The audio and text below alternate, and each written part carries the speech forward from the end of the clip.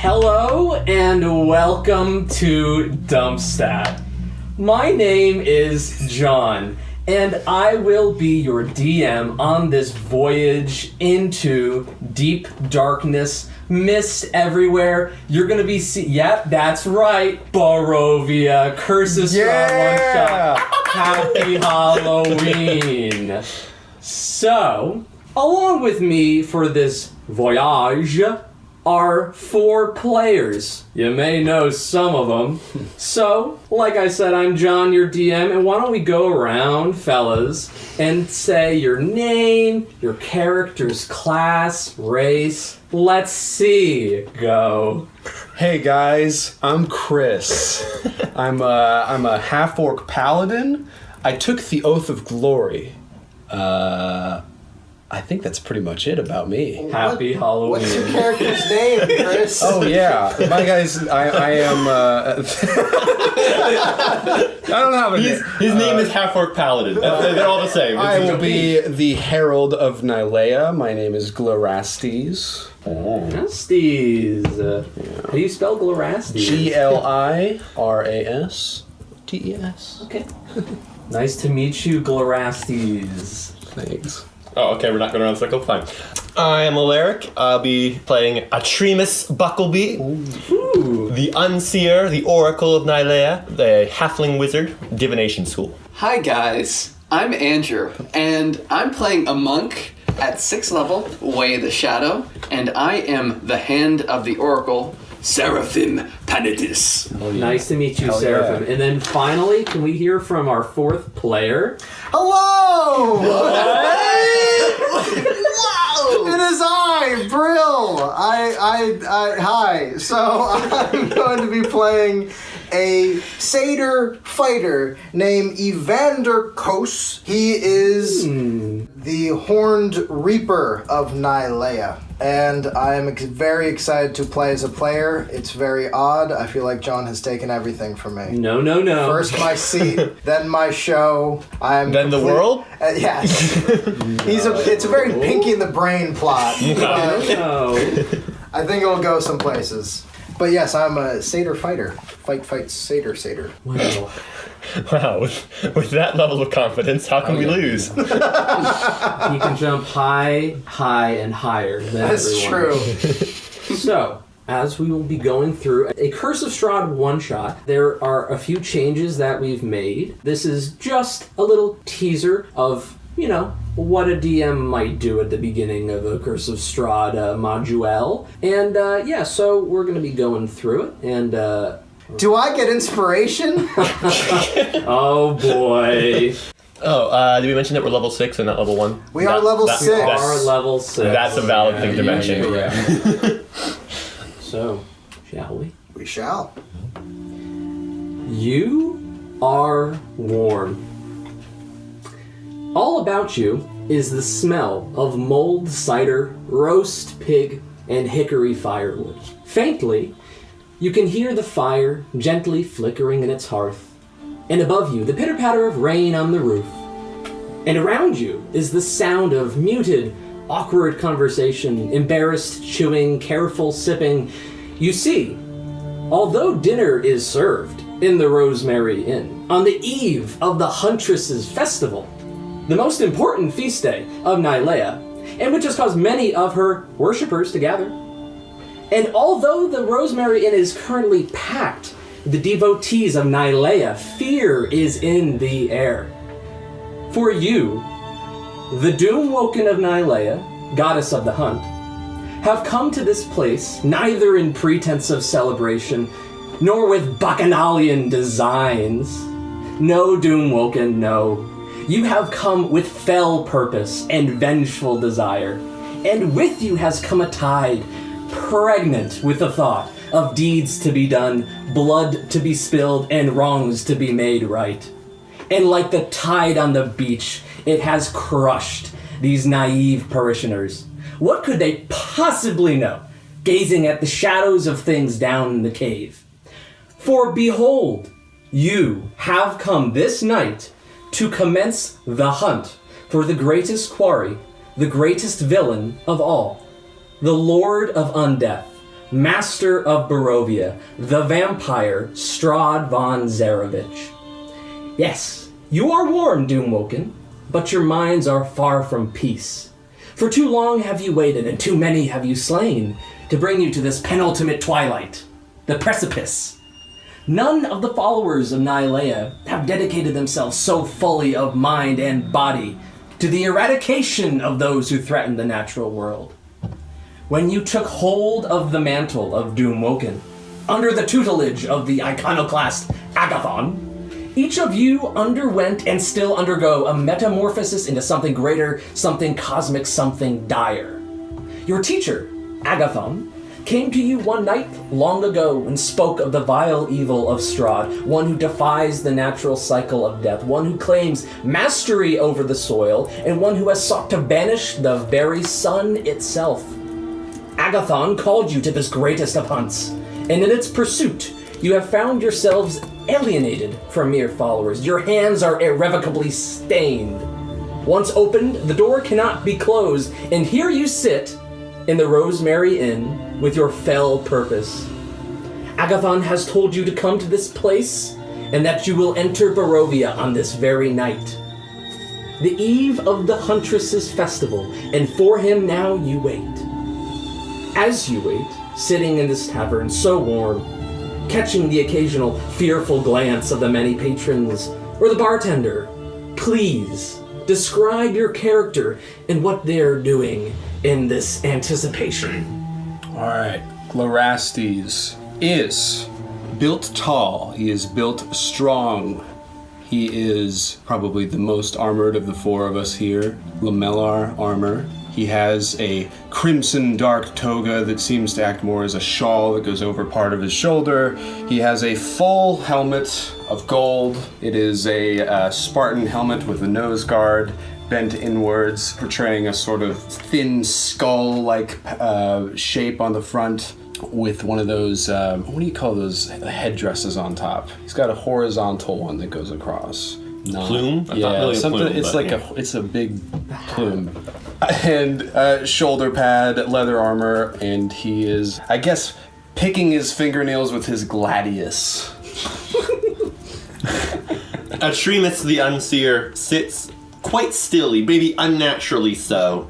He is a small halfling, young of age, but you can tell that his body seems unnaturally strained by something. He seems worn down to a way that a person his age shouldn't be. His one eye is clearly glass, the other has been stained a milky white. And though they do not move to lock on to something, he seems to know what is happening around him without any problems per se. He's dressed like a philosopher. He's got like a long robe, long for a halfling, but relatively short, I suppose. He does still have bare feet, because halfling. It's just what it is. It is what it is. He's got like curly brown hair with like flecks of gray in it, and he's just sitting, waiting. Evander would be hovering over the Oracle in a very protective sort of way. Evander is a medium to tallish, slender individual of satyr descent, meaning long curly horns, and he happens to be older, with a grayish whitening beard that happens to be singed on pieces and parts of it, as though it has been lit on fire a few times. His torso seems to be covered over what can only be described as a very uncomfortable rag, underneath covering what looks to be very important armor that he seems very awkward in moving around in. He seems to always want it covered. And if a patron looks down at his waist to see his long, horrific-looking sword, unwashed as well, he will cover it quickly.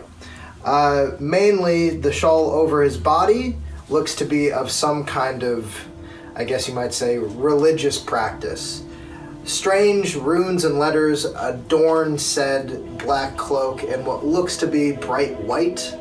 And while he is hovering over the Oracle, he is also watching over him and going back to a little book in his hand as he kind of casually reads out little riddles to himself, giggling. It seems as though he's trying to practice at it, and he doesn't seem to be doing a great job. The only other thing that's mentionable is on his back, He seems to be carrying what looks to be a gold mask with a screaming satyr front. It looks as though that must be his hunting mask that he will be putting on later. I got mine on right now, dude.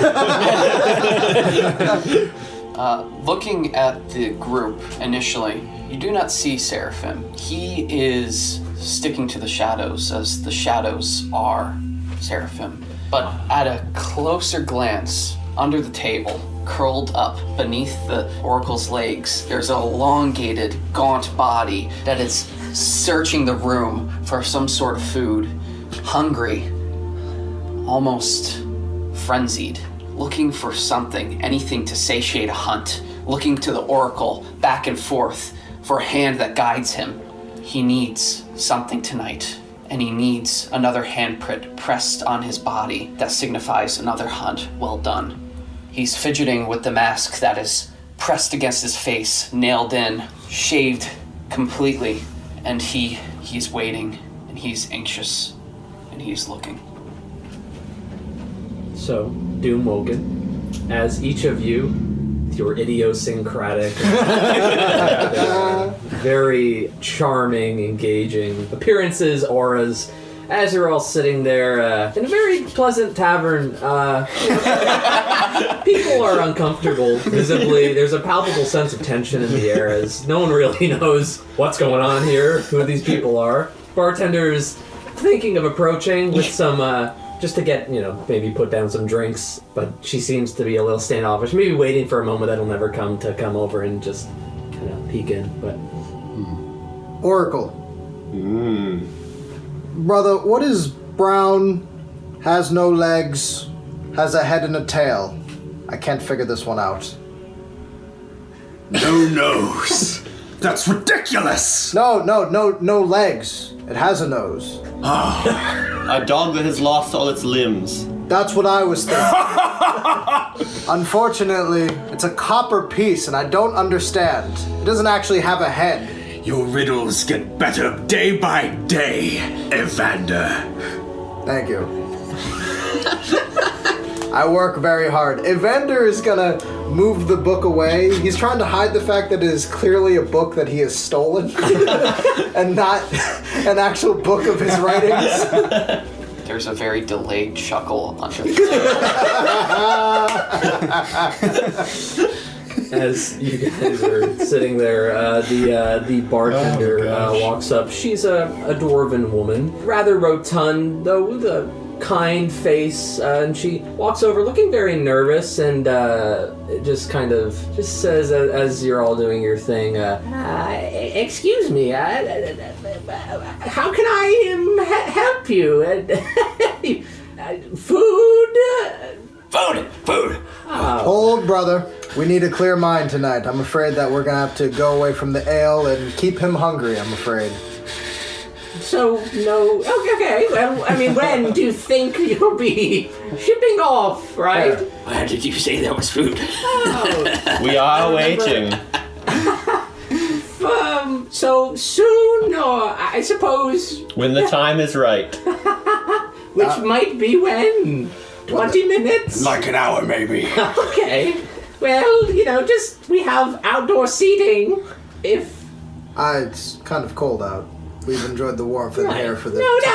right. So, maybe later then, right? There are more shadows out there. I'm going to roll insight to figure out what she's trying to be laying down. Sure. Yeah, that's okay. That's a 6. She certainly seems a little frazzled. Oh. You're not really sure why. I'm going to lean over and just give her a silver piece and just be like, just let us be for a bit. Thank you.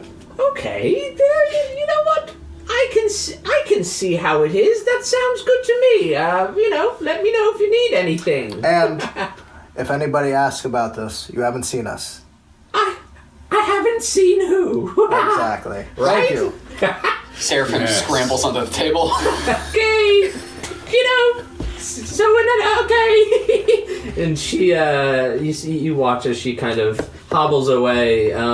The glances continue. People, right? She still seems very upset. It's an odd thing to be sharing a common room with the Doomwoken of Nylea, though they know not your name. So, as you guys are sitting there, is there anything you'd like to do as you wait for Agathon or? I would like to, if possible, try to. I don't know if there's a specific ritual for it, but I'd like to go outside and maybe pray to my ancestors and prepare myself. But I'd also like to, as best I can, go outside and maybe look inward through a window to make sure that the Oracle is constantly okay. Yes. So you get up and you go walk outside. As you open the door, it's raining, not very hard, but it's cold out. It's towards the beginning of winter, right? And it's a cold rain. So as you're walking outside, you prepare yourself in your way and making sure to keep an eye on your oracle sitting there placidly. How do you pray? I think this is going to just continuously have me muttering of how, basically, interacting with my story, going over how I found Nylea, and then into how she has granted me the power of 1,000 legions, and how I will strike Strahd down for her, and if I may die this night, that my companions will still make it out of this hunt. Probably something I've said a lot over the years. As you kind of go through something that is a very familiar thing for you, this walking through your story, as you've done many times, wondering, hoping that things will work out, at least if not for you, then for the others. You feel a sense of calm. It's a calm that you know well, the night before the hunt, the breath before the plunge. And you feel a sense of calm, a sense of resolute determination. This is perhaps the most resolved you've ever felt.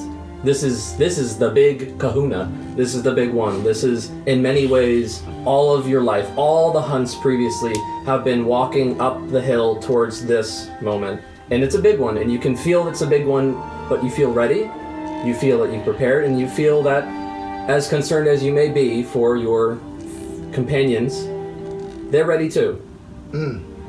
It will not be my last hunt. Tremus's ears perk up as though he's listening to something, and he digs in a pouch and pulls out a set of lots and begins casting them.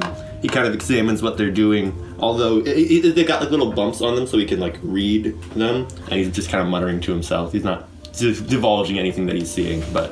Seraphim, little head peeks up from under the table, the eyes peering through the gold mask. What do you see, Oracle? Point me in a direction. It is not yet the time. We must await Agathon. All right. He slides back up there. You got it. Evander, why don't you make a perception check for me? Okay. 22. Wowie, Evander. I'm very aware when I'm in religious states. You are, and as the state is upon you, it is not a state of kind of like retreating into the recesses of your mind. It's a sense of heightened awareness, and in that heightened awareness, you hear footsteps on the road behind you. It's the sound of hooves on a muddy road. Kind of the clop clop, but also the glop glop because of the mud. The glop glop, I know it well. You sure do, bud. So, turning around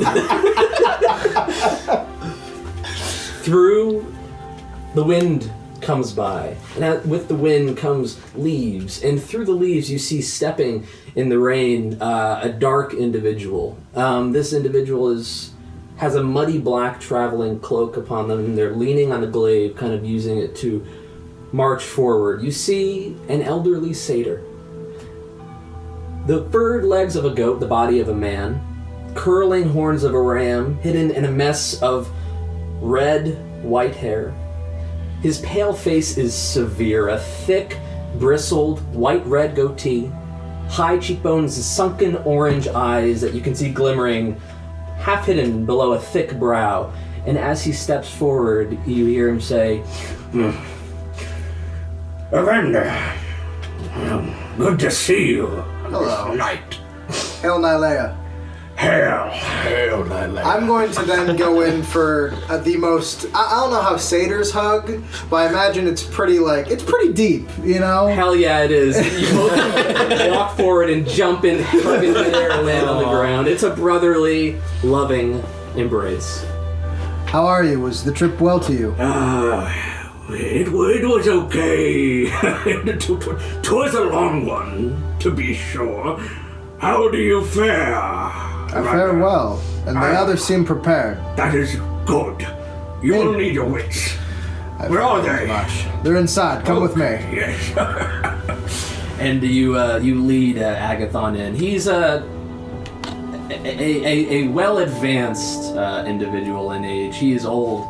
As you're kind of leading him in, there's some sense of frailty to him in his age, but not as much as you would think for someone as old. I would still try to steady him as much as possible. He doesn't need the guidance, but obviously, there's a certain degree of acknowledgement of how things are. As you kind of open the door, the rest of you hear the door open, and you're in a state of mind, but in this state of mind, it's like, I need to look. And you look, and you see through the wind and the rain and the leaves, you see Evander guiding in Agathon. You see an older satyr walking in, as I've described him, and as you know him well, and you see leaning on this glaive, this slick with rain and mud, he looks in and says, Who here seeks entrance into the land of the devil? It is us, Agathon! The four of us! You watch as he kind of walks over, guided by Evander, and pulls out a chair and sits down heavily, rests his glaive and sits back and says, A long journey has brought us here, has it not, brothers? Yes, it has. Many a great feats have prepared me for this moment. Aye, that is absolutely correct, Glorastes. Seraphim, how do you do? Underneath the table there. Come out here! Come on. He slinks out like a snake and just stands up extremely straight next to Agathon. Yes, Agathon. How do you do, Seraphim? Ready for the hunt. You watch as his stomach is just trembling in hunger. I see your hunger, I perceive it. Do not worry. It will be sated on this night and ready to continue. Good. Why don't you sit down, I was sitting. I can't help but wonder. He crawls back on there. I can't help but feed my curiosity. How shall we find the devil? How will we get in? You have a way. Nylea will provide us a way. And so she has. You all have prepared yourselves well. I'm proud of all of you. This night, you will have to trust me. Evander, we will... It is a place not far from here, but... Each of you has paid a great sacrifice to be here, and one more is required, but we shall get there. Indeed. Trust. Oracle, what do you see? I see darkness. The night will be long before the dawn. Yes. The hunt will be had nonetheless. Yes. I do not think that you will be seeing the sun very much in the coming days. You're saying darkness. Darkness everywhere. Aye, dim. Perfect. Perfect for a hunt. Oracle, Yes. I will be of much use here. Yes. I'm still curious, though, of what way Nylea will choose to kill such a fiend. Your hands, my glaive, does not matter. He is of a oracle's different sight. world. He is unnatural. I wonder how must we do it. But she will reveal. An oracle will be with us. Tell us the way. As I said, you will have to follow me. Come, I will lead you there. And then... Well, you'll see. Why don't you all... Are you ready to depart? Yes. Yes. Indeed. More than ready. I have coated my blade with the blood of a lion this morning. Yes, classic Glorasti. He won't mention he took it by the tail. Fuck you, Evander.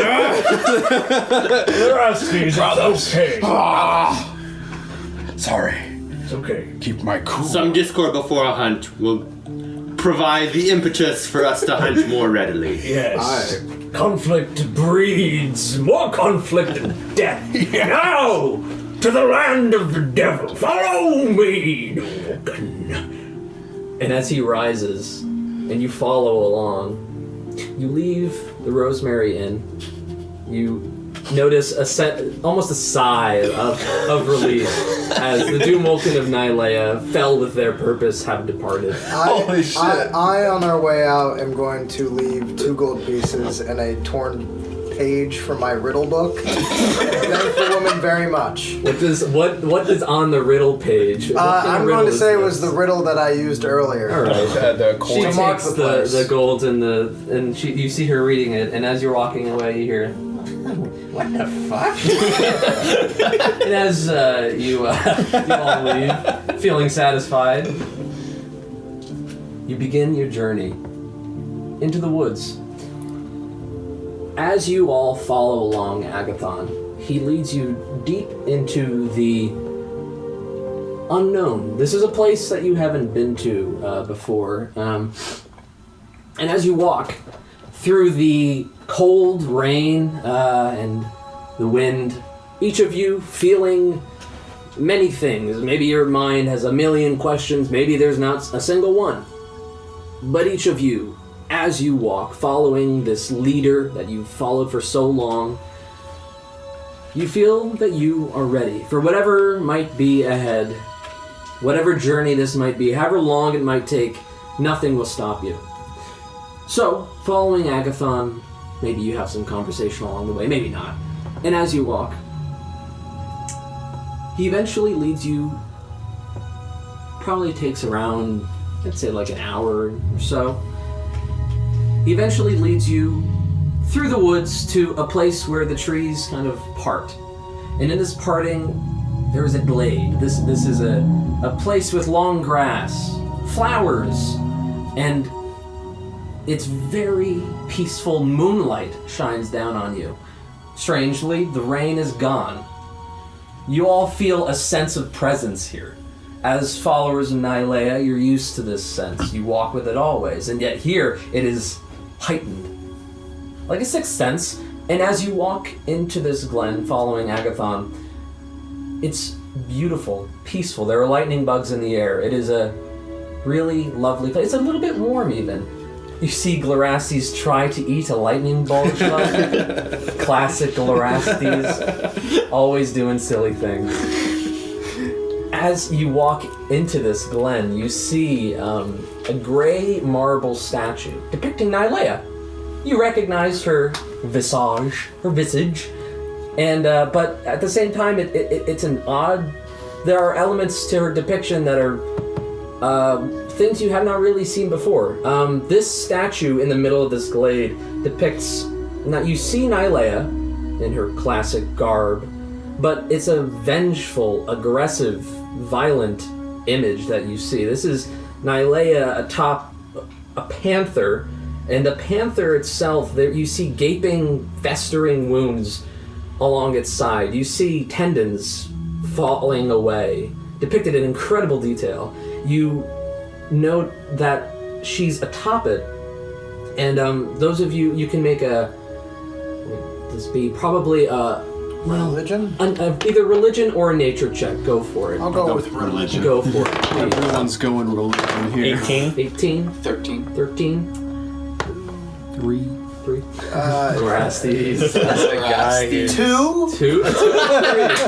So, you see this scene before you, and We're specialized. the panther, Glorastes and Evander, looks. It's certainly a panther. It looks to be screaming in not pain but anger. Odd sight. Definitely violent. Is that the lion you caught earlier? You son of a bitch. Glorastes, you may not know what's going on, but you know that this is a panther, not a lion. That's not a lion. The similarities are, limited. I know you've been going blind all your life. It's the helmet. The blood gets in. It's not funny. But that being said, Seraphim and Atremus? Atremus. This is, it's recognizable but odd, violent in a way that you normally wouldn't see Nylea depicted. People have gotten soft these days about Nylea, but you see the panther is clearly undead. There's a very wrong element to it, and it's not just wounds, and something that wounded would not be that alive. And you all see atop the panther, you see Nylea with her bow. She's depicted many times magnificently wielding it, firing it off into a distance at something maybe. And in this case, she has no arrow. She takes the bow, and you see with one hand she is restraining the panther, choking it, and in her other hand is a long knife about to be plunged into its eye. Damn. You can make a perception check as well. Natural 20. Oh, wow. You're really on it tonight, Oracle. 17? Pretty good. 10. 3. Once again, Glorastes. This is crazy. You've never seen something this fucking violent with Nylea. The rest of you are able to see the knife is similarly colored, but the blade itself flickers in the light, in the moonlight.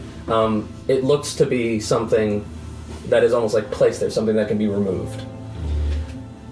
And as you watch, Agathon walks into the middle of this glade, this glen, and he kind of stops and turns. What is this place? I know that what I've asked of you over the years has taken a toll upon your minds. I know that you have been warped and changed into something that cannot be compatible with normal life, normal fleshy life. Nylea, these days, believed to be a goddess who balks at sacrifice of blood, who calls for the defense of the wild in a calm, flaccid way. But she was not always so. Certain epithets survive, others are lost, and this is one of the lost. This is Nylea as she was.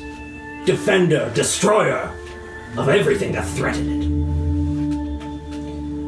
I have sought a place like this for very long, prayed. And this is it. So, before this beautiful depiction of Nylea as she is, do ye wish entrance to the land of the devil? Tell me, each of ye. My wishes are of no consequence, for this is my fate. Make a persuasion check. You can either make a persuasion or a religion check. I'll make a religion check. It's a 15. 15. He looks at you, and you see him kind of fingering his glaive slightly. And there's no expression on his face. And he turns then to Seraphim. My hunger is born of Nylea's hunger for the death of the undead. I must go.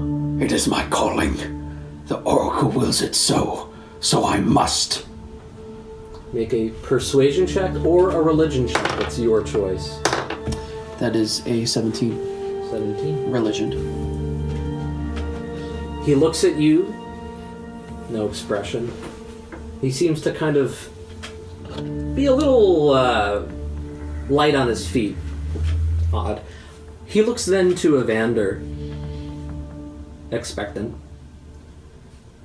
I am the fist of Nylea, and Strahd's days are numbered And that is a crit. Fail or success? Success. Critical fail.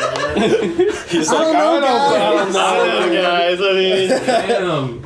He looks at you, and the faint weakness you saw in his body, maybe frailty of age, is gone. Expression still blank, but you see perhaps a strengthening or something. He looks finally to Glorastes. I profess there is a small fear in my heart. Fear that, as the herald of Nylea, her feats may not be known in this dark land. I will grab that devil and break him over my own knees. And I'll go. I'll smash my helmet too. Make a roll. Persuasion or religion, your choice. Get my red die for this. Oh shit, man. Brother! Classic Glorastes with 8. have you rolled That's a right. 10 yet? I thought this character was maybe a little bit cooler. Those dice rolls can sometimes really fucking yeah, you do. go. I'm the frat guy of this group now. That's just how it is. No, you're the herald. So he watches you. Agathon watches, and once again, no expression. Each of you can make an insight check. Oracle's roll. You got I'm weighted sorry, dice. 21. Dude, I got 20. 19. Wow. I got 12. You keep hitting my- All right. Right. Evander, odd exchange. Very serious. Weird. Has he done this prior to any other hunt? No. Okay. This is This is completely unique for him. yeah. It's Okay. odd to see. I mean, satyrs in general, but this one, you know so well. It's odd to see him just blank expression. Right. The rest of you get the sense that this conversation and the reactions that you've been having, the call and response, you get the sense that you're not talking necessarily to Agathon in the things that you're saying. As if you're saying them looking at someone, but you're really meaning it elsewhere, or it's being taken from you elsewhere. So as you stand there, Agathon kind of steps back, seemingly satisfied.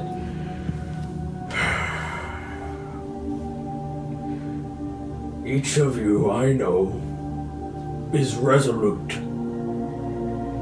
I know that you will succeed. Nylea blesses you, and I've seen what you can do. Please be careful.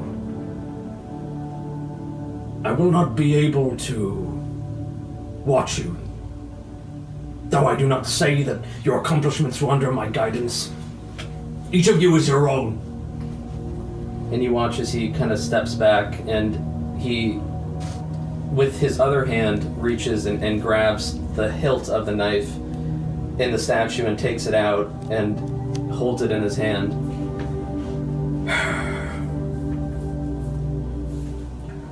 This is a moment of divergence for us. One of you must... well, it must be done. And he takes the knife by the blade, grabbing it. You see blood begin to trickle, and he holds the hilt outward towards you.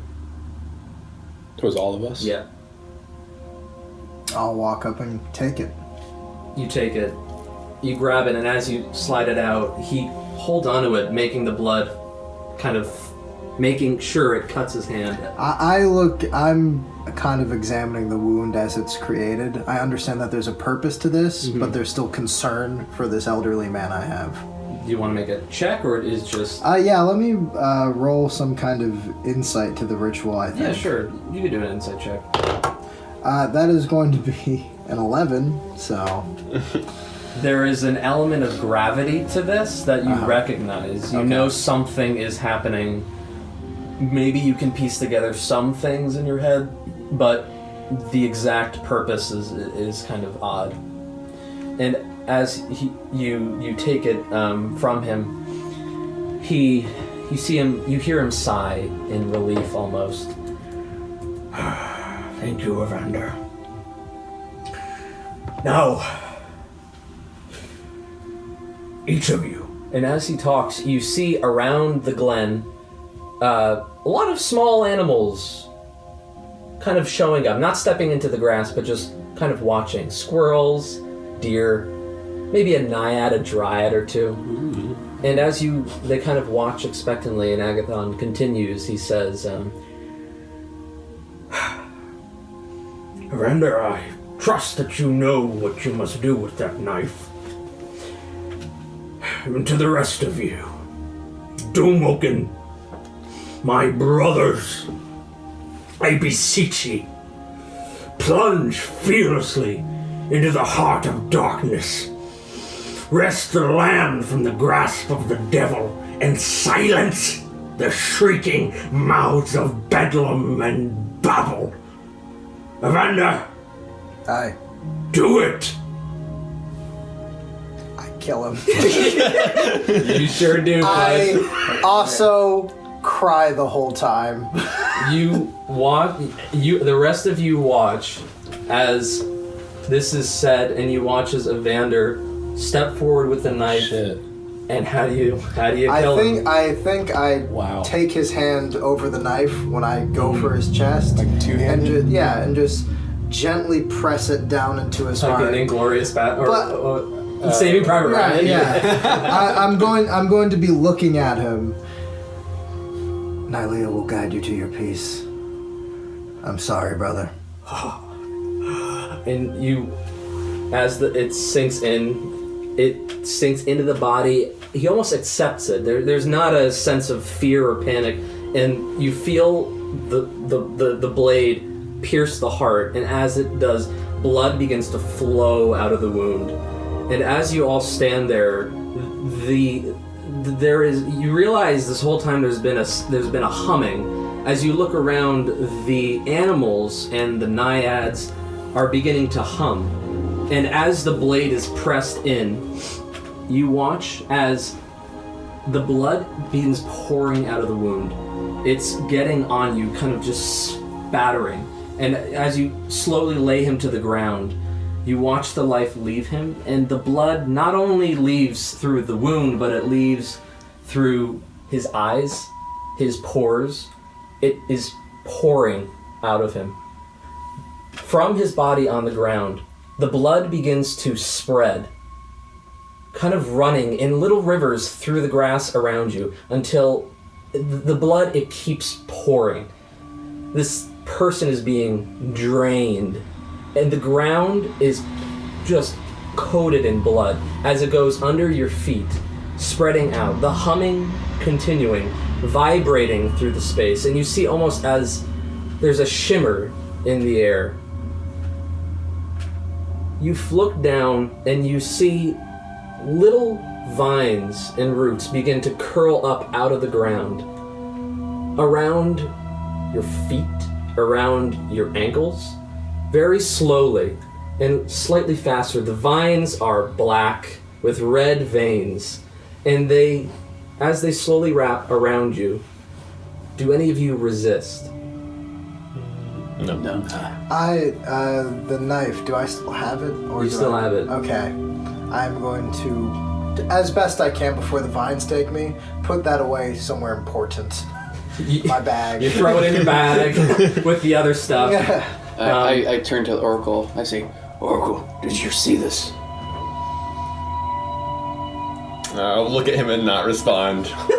His vines continue. I think I'll hesitate a little bit, but because I see that everyone else is letting this happen, I will not hesitate either.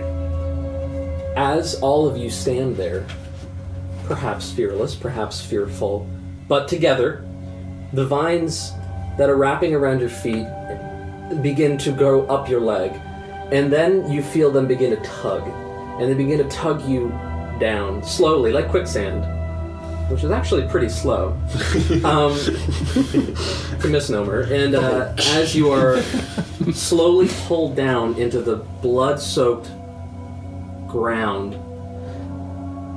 does anyone resist? No. Or do you allow yourself to be sucked down? No, we're going for a TPK. Seraphim is just staring at the Oracle for an answer, and is just looking deep into the Oracle's eyes. Oh, the Oracle's looked away at this point. No answer is found for you, Seraphim. I'm gonna look off to the actual rim of the perimeter. Are there still just animals and things watching by? Yeah. Do they seem terrified of what's going on, or this You is can make a perception check or an insight check. I will do a perception check. That is just going to be an 11. Looking around, I mean, your heart is pounding. There's adrenaline, like holy shit, what the fuck is going on? But they just seem to be standing there, just watching, like the blank face of an animal watching something it cannot understand. So I don't know. Maybe they see this all the time. I'm going to, I guess, in a case of, I guess, solidarity with my brothers, I'll go, with our friend gone, and to the witnesses of Nylea, our hunt begins! And I'm going to throw on my mask and, like, get hype. Yeah. The rest of you see Evander, mask up, ready. I'm gonna shake my helmet to make sure it's secure. I'm going to bash my gladius against its shield. Looking at Seraphim as well, I go, for Nylea! Seraphim takes out a nail out of a carpenter kit that he has typed to his back, and then a hammer. Takes the hammer, makes sure his mask is nailed on tight, and then he puts the hammer away. Knock yourself out. Making sure. The Oracle will chuckle.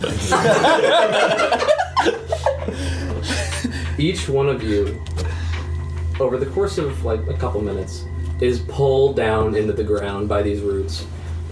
As you begin to go down, the ground, it's not like constricting you. There's a sense of like, kind of like falling in the sand. You can wiggle around a little bit.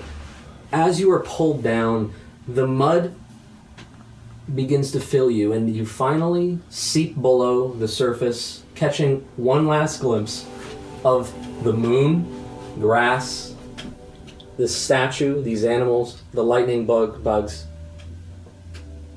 And then your entire vision is covered in darkness. You feel yourself continue to be pulled downwards, and you feel all around you as you finally come to a stop, no longer pulled downwards.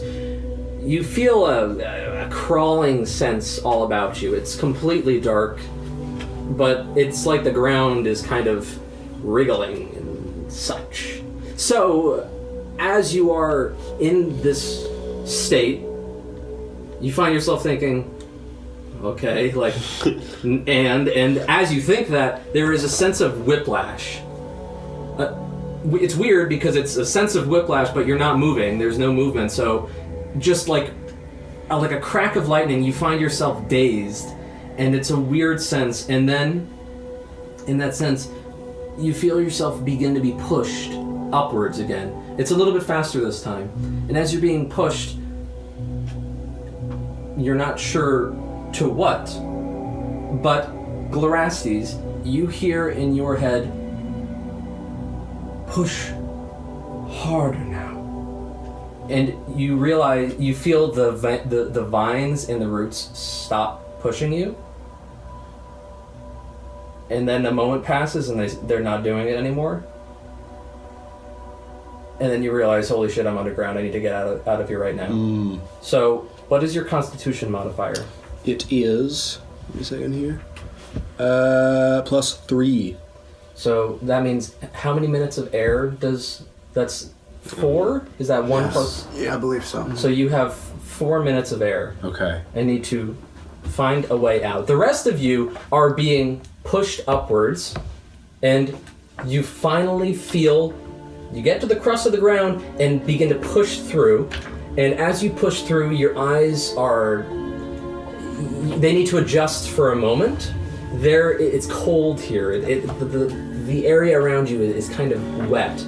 The ground here is mud. It's just dirt. It's mud. And as you kind of push through, you feel the crawling sensation. You realize they begin to fall off of you, are maggots, worms, and crawling insects and bugs, and as they kind of fall off of your bodies, they scurry away, and as the three of you begin to push forward out of the ground into this forest, this dark forest with fog, you realize there's only three of you. You're missing one.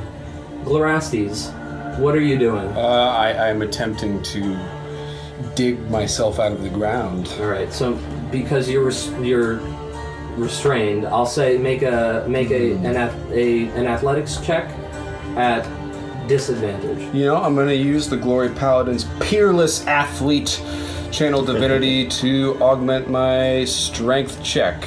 Sure. Advantage, so I guess just a normal roll this time, right? Mm-hmm. So it's a strength or athletics check? Yeah. And I'm happy I crit. Ooh, crit, baby! Hey! 27. So you feel a sense of like, man, they've been kind of shitting on me tonight. I'm not a jock. I'm fucking 𝐅𝐎𝐑. I'm the herald. Also, rightfully so. What the fuck am I doing? And you just, the ground is not completely like compact against you.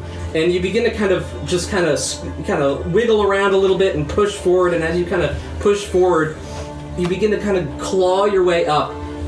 You see a hand through the ground. Can I grab it to help pull him out? You can grab it and make an athletics check. Alright, that is going to be a 24. You smash your hand through the crust of the ground, 𝐅𝐎𝐑, and you feel a hand grab you, and you know it's warm. You begin to get pulled out, and as you kind of rip him out, your socket hurts slightly, but you're a strong guy, and you are slowly grabbed and just thrusted out through the ground. You pop out of the ground, your vision hits this scene of fog, and there's shit and not birds, there's insects and shit all over you, and you see your brother. Welcome to the land of the dead, brother. Late as always. I'm going to cough and spit. I will tip my helmet slightly so I can get this dirt out of my mouth. I will tip it back on, ready my gladius and my shield, and go, the hunt begins. Yes, brother. It begins? It does. Can I start searching? I want to... Are there any tall trees? Are there anything I can climb to find an immediate surrounding of where... You can make, yes, so you are all in a forest right now. Perfect. It is a forest unlike the one that you were walking through. This is a forest that, in appearance, looks dead. The trees are blackened, almost like by flame. There are no leaves. There's no sounds really here. The smell is of rot. The fog lies densely around you, and it's a wet kind of like stale thing. It's quite a contrast. And so if you would like Seraphim, you can make there are trees all around so you. Seraphim breathes that stillness in deeply and lets in a heavy sigh of just relief and hunger, and just looks around for a tree and starts climbing. As he gets a perimeter, Oracle, what do you see? Where's the devil? There is time, and we are not yet there. I will turn towards the sound of climbing, cast dancing lights, and form an array of almost little miniature stars in the shape of like a deer with horned antlers that'll just kind of bounce up and That's awesome. Prance around you as you climb, so you can see. You can make an athletics or a Acrobatics. Yeah, sure. Either one. Nat 20 Nat plus 20. 8. You begin to climb, and then you feel the light.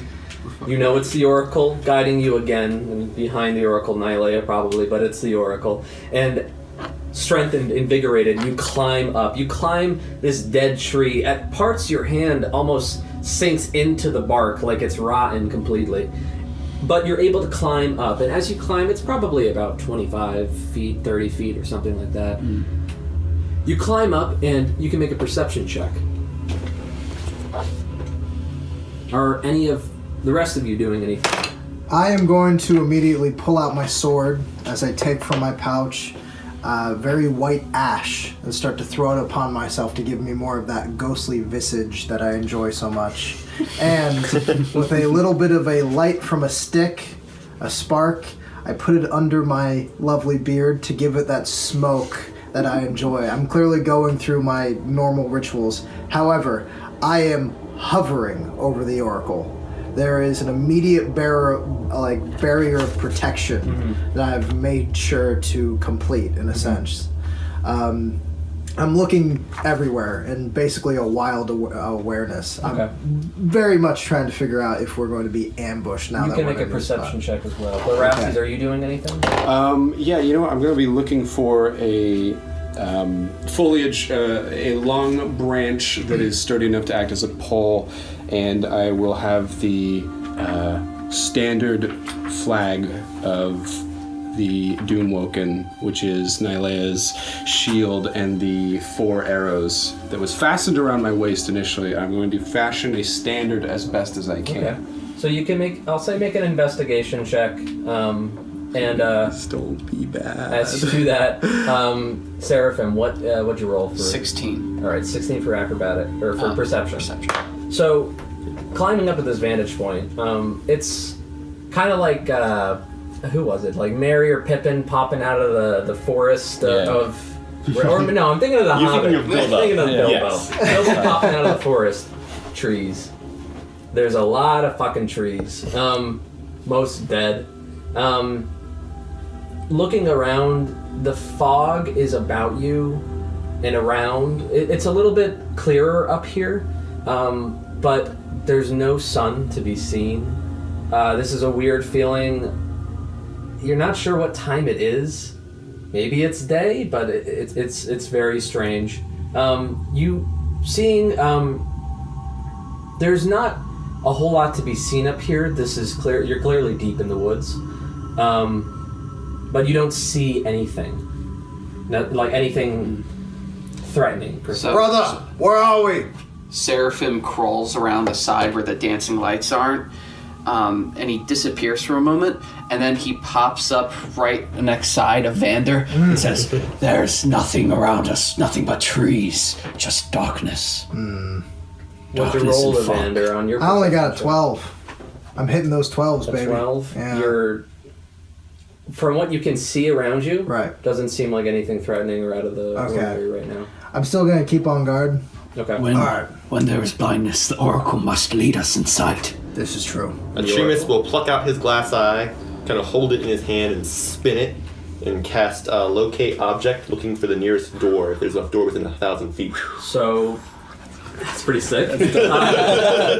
You watch as your oracle spins the eye, something you've seen him do many times before, and looking for a door, you find one, and do you have? I know the direction. Yeah, the direction to the nearest one. Right. So the direction would be northwest. It's towards the end of 1,000 feet, Okay. around like 800-900, something like that. But it's northwest. Okay.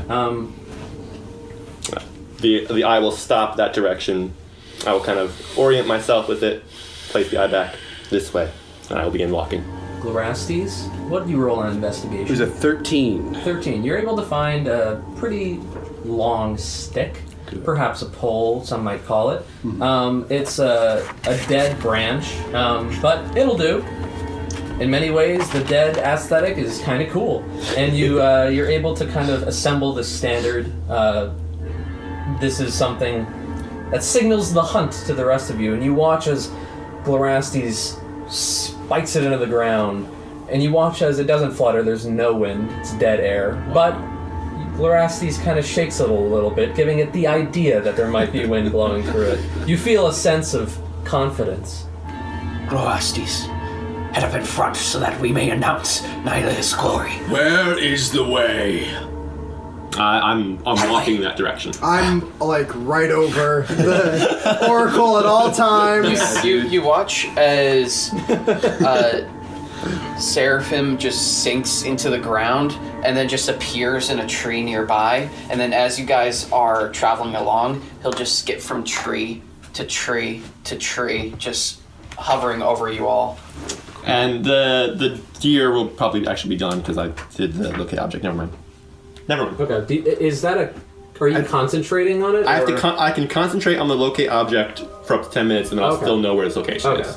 Yeah, cool. So as you guys walk, who I guess you can make a survival check with advantage because, I guess you'd be leading. It's an 18. Yeah. Advantage. So, Thankfully.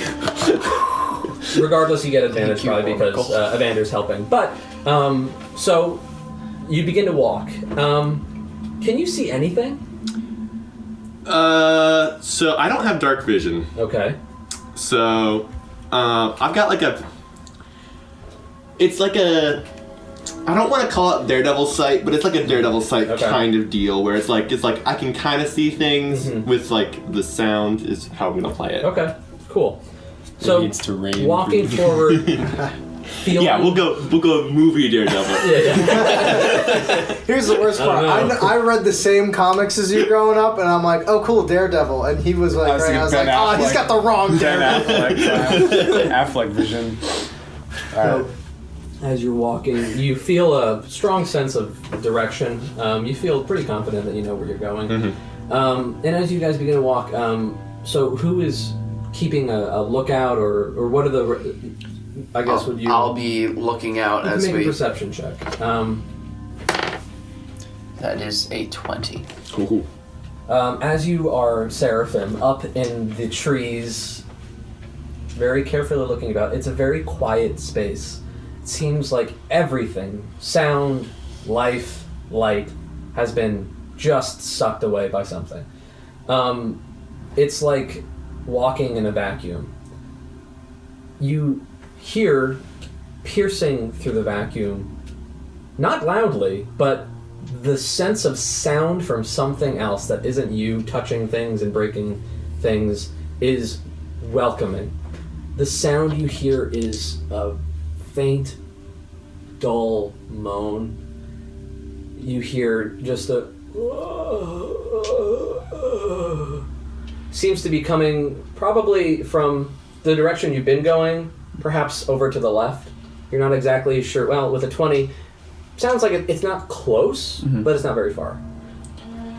You watch as Seraphim jumps down off a tree, lands on his 2 feet, and he announces, "There's sound on the horizon. A moan.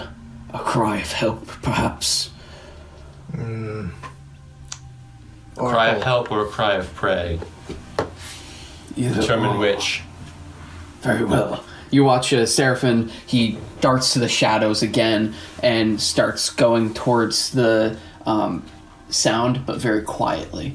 Almost on close to all fours this time. So you can make a stealth check. Are the rest of you doing anything, having heard this information?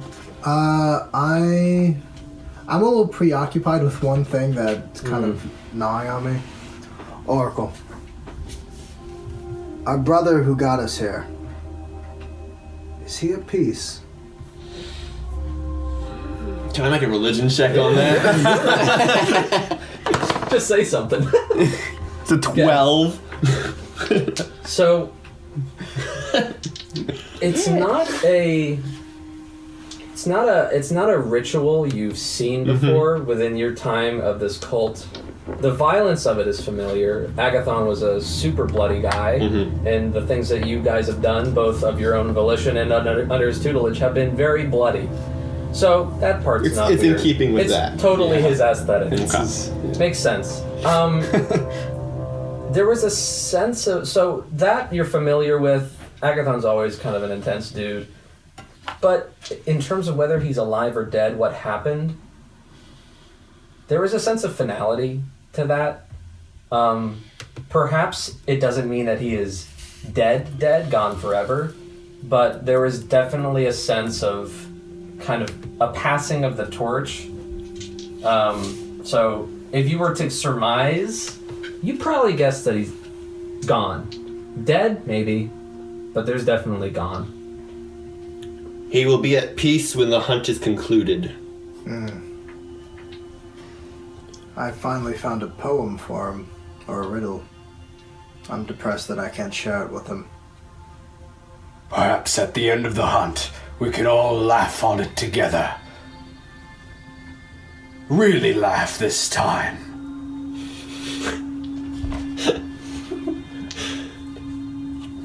Are the object you're trying to locate and the sound that Seraphim found, are these two separate sources that we have noticed? So the object that the Oracle was finding was a door. Mm-hmm. He found one when you where you were was to the north. I think I said west. Yeah. Around like 800-900 feet or so. Okay. So that's where you've been heading. The sound that Seraphim heard was a moan. The moan that you heard, you begin heading towards again. You hear, once again, the moan kind of come forth as you're moving up slowly.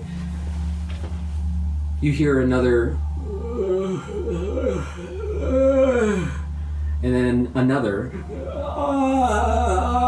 and then another. You hear, it's a chorus of moans in a place with no sound at all. Your senses heightened. You're on the hunt. It's a sense of like, oh fuck, like maybe. Jitters all So, about. moving forward with your stealth check, the rest of you at this point can begin to hear them. You hear them moving towards you, not quickly, but as you move forward, probably around 15-20 feet, stealthily, you can see walking in your direction are several humanoids. There are 3 or 4 smaller ones walking forward, shambling. Their clothing tattered, torn to shreds. The hair thin, dead, long dead. They themselves seem dead. Their hands are elongated and almost a claw. Long fingers that seem to have more nail than anything else. As if the nail is continuing to grow in death, but nothing else with the body. You see these individuals just shambling forward very, very slowly. And you see another one, 2 other ones. One looks to be the same, but almost a bloated sense to it. You see, like, there's like it looks like breathing. You know that it's dead, but you see its body. It's just kind of bloated, like a dead deer on the side of a road, and it's kind of just rippling. And they're walking forward, moaning. The other one that you see is larger than the rest, built strongly, even in death. There's a sense of musculature that separates this one from the rest. You see these things just walking, stumbling forward. Some halter for a moment, but they are headed in the direction of your group. You watch as a tear starts to coalesce in Seraphim's eyes, and as it drops, he disappears and falls back to the group. Our first hunt is here. It is on the wind, the moans of the dead. Nylea would be proud to raise them and put their meat into the ground as a sacrifice. Oracle, is this the way? It is. Are they coming towards us? They are, but we have the element of surprise. And you watch as Seraphim gets on all fours and starts whispering to the ground. Quiet, little needles. We don't need you to speak. and you watch as he casts Pass Without Trace. And Are you trying to speak to the ground with I'm that? speaking to the ground Make in a the persuasion shadows. check. That's I think, a 2? No. Oh, I have a +2. Okay, The ground just shouts, "This motherfucker's over here!" 7. It's a 7. You feel convinced that these needles won't be talking. They're just like, okay. That was a persuasion for you. You were telling yourself. Yes. You cast Pass Without a Trace, so you watch as Seraphim does what he always does, classic Seraphim. And what are the rest of you doing? If we have, in this case, the element of surprise, then I am also going to be stealthing ahead. If I see that our one paladin is staying with the Oracle. Indeed, I will. Oh, I was gonna stealth ahead with the rest of you. Oh, all right. I was keeping the eye, so I'm gonna keep that concentration going. But I was thinking I would approach In that with you. case, I will kind of hail my team forward as I sneak into the night. All three I of will us roll are stealth. stealthing. And the portents are me or someone I can see. Okay. Stay out. Have them come in. Yes. And we'll flank them from the west and east. My thoughts exactly, brother. Let's make this better than your lion. Nice dad. He knows he got away. So, make stealth checks, and you get a +10. Okay, so I will stay out in the open for this one. Okay. That's a 28. This was going to be a 24 with the +10. Wow. And 28. nice. Wow, the wizard and the rogue get the same thing. The fight. Monk! All right. Monk DM! And the difference is I'm rolling like plus 15 like all the time Yeah. currently. So You're rolling really well.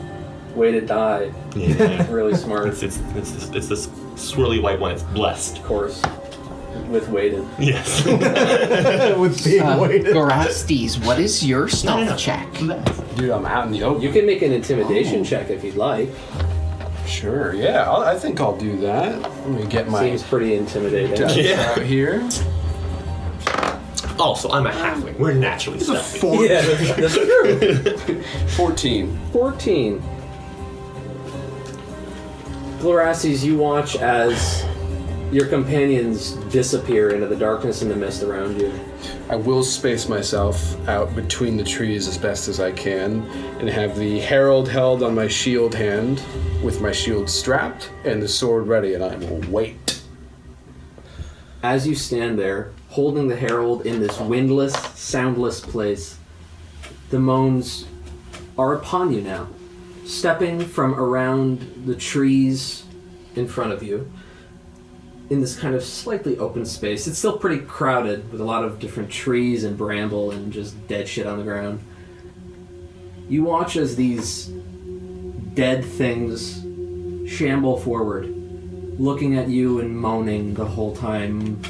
A baleful begging.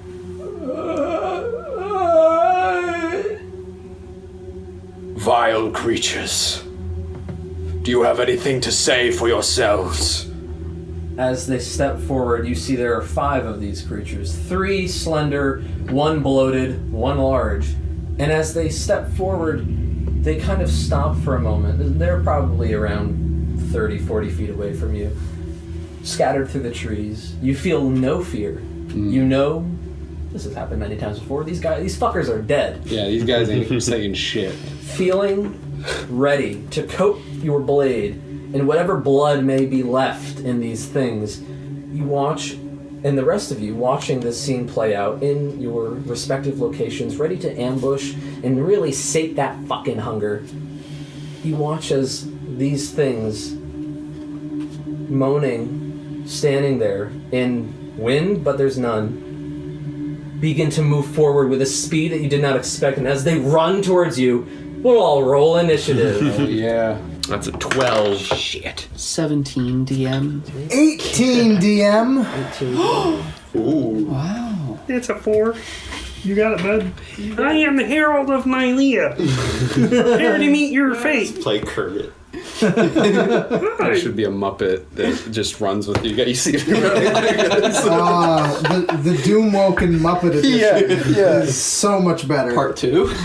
Yeah, dude, we're all Muppets. Hunt. We have our animal. Little thing. Yeah. It's When I'm cutting Strahd's heads off, I roll higher than a Exactly. 4. No, dude. You gotta get weighted die. So, first up is Evander. As you watch these zombies running forward towards your lone fighter in this place, you have advantage on anything you'd like to do here. I would like to huck my net at the bloated zombie. You do. Why don't you roll and with advantage 26. and a 26 hits? What? So as you throw this net, what does the net do? It restrained said blobby monster. Fucking awesome.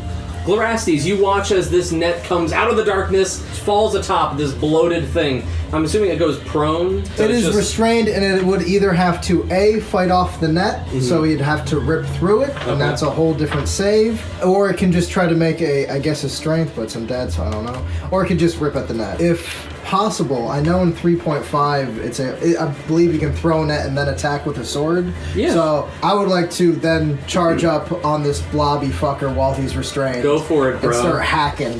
Caught up in this net, you watch as Evander rushes out, just singed smoke falling away from it. As he swings, 15 to hit. a 15 certainly hits. Why don't you roll your damage? 8 points of slashing damage, as I would also like to action surge. You watch as with your sword you go in and stab through one of the holes in the net. You don't want Yes. to break your net, and it goes through Slashing its damage will neck. destroy the. As it kind of turns to regard you, you pull out your sword and And I'd like to action surge to swipe again. go for it, bro. 19 to hit. 19 hits. And again, another 8 points of slashing Nice. damage. You pull it out again and stab through the same neck hole that you've just created and twist. Its head begins to kind of fall forward as the neck is no longer supporting it well, and it looks at you moaning.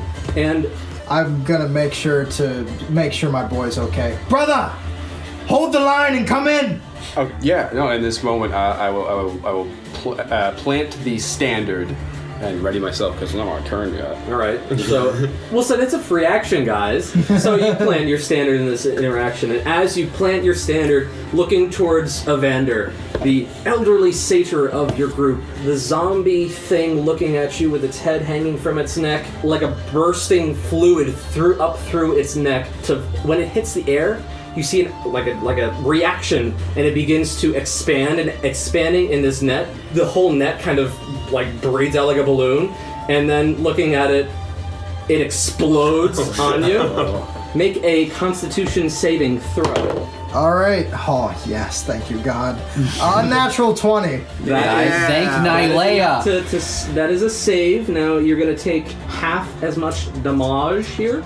As this thing blows up in front of your face, Got some Darkest Dungeon you take vibes going on 6 here. points of damage as this just acidic, viscous fluid falls onto you, and your net falls to the ground, but the body's gone. There's just weird white shit everywhere. You hear weird cackling from Evander.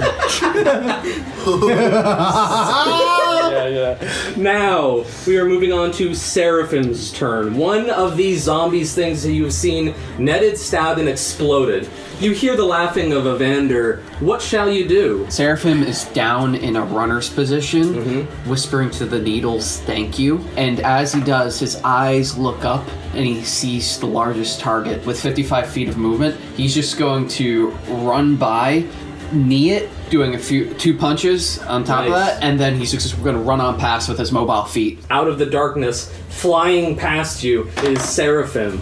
26 for the first hit, That hits. 23 for the second, 25 for the These third. are all with advantage. 'Cause Oh, they're all with advantage. See if there's any crits. Okay, there's no crits. Oh, from the explosion, did it look like other zombies got hit by it? there was nothing else close enough to it. Okay, so I just got up and just Yeah. took it to the face. All that- right, that's why we that- wear masks. Exactly. That is 28 bludgeoning damage as you watch as Seraphim just rushes past, drops a knee, hits an elbow to the clavicle area, and then tries to dig it in deeper to break it, and then just runs on past into the woods. You watch as Seraphim, in a blur of speed, rushes past the largest one. You see him needing to jump in the air, elbow down into its clavicle, push in, and flip off in an acrobatic flourish, and speeds off. It does not have an attack of opportunity on you, correct? No.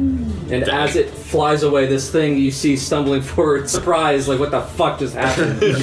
Yo! And is that the end of your turn? That's the end of my turn. This large thing, slightly dazed, but, you know, it's got its purpose in mind. It's rushing right towards this, maybe a little glance to the side, but it's rushing right towards you, Larastes, and as it rushes up to you, this thing stands above you about 3 or 4 feet, and it takes a morning star in its hand, grabs it with 2 hands, and swings down at you. 12 to hit? Miss. As it comes down, you easily step it aside, it hits the ground, and it very lazily doesn't have multi-attack, so it doesn't hit you. It just stops with its Morningstar stuck in the ground, and then looks at you and goes,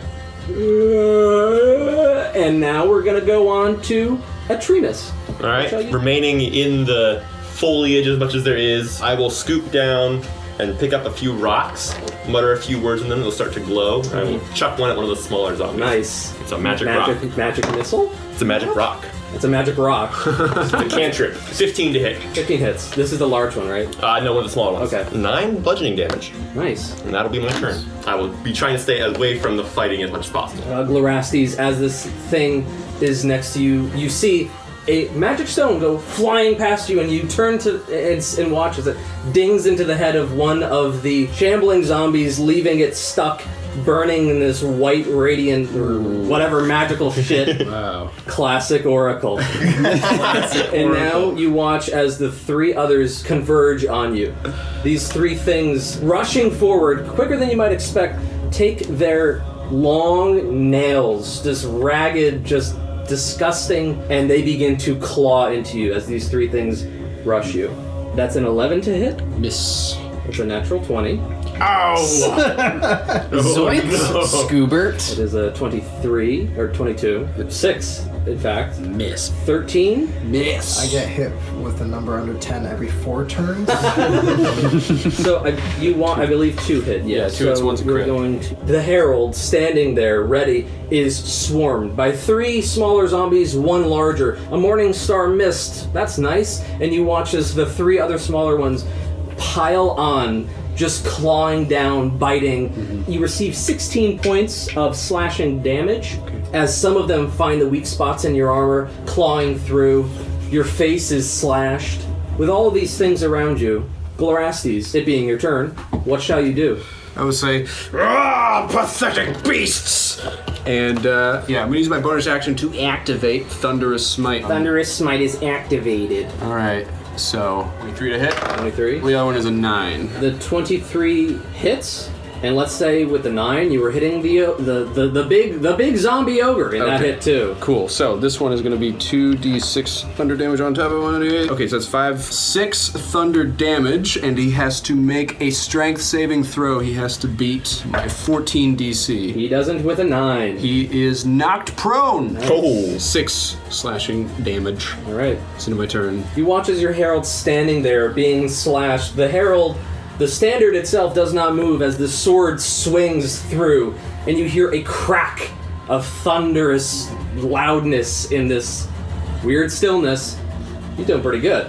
So, next up at the top of the round, Evander. Yes, that is the bigger the one? ogre falls down Okay. with the crack of thunder. As I charge forward to attack said ogre, I'm going to yell out, "Harold, when set loose, I fly away, never so cursed as when I go astray. What am I? Ah, you're a kite! Bad guess. And I'm going to attack. Your turn. It's my turn. Prone, I get advantage, correct? Yes. Okay, 26 to hit. It does. Okay, 7 slashing damage. Guess again, as I'm about to swing down. I need more hints. Say it again. An arrow. It's a fart! And I give out a little toot.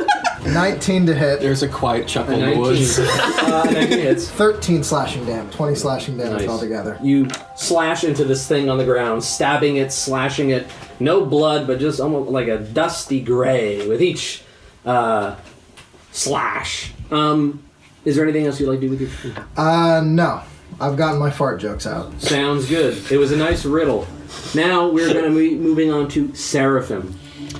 Seraphim will use his bonus action to hop 60 feet behind one of the...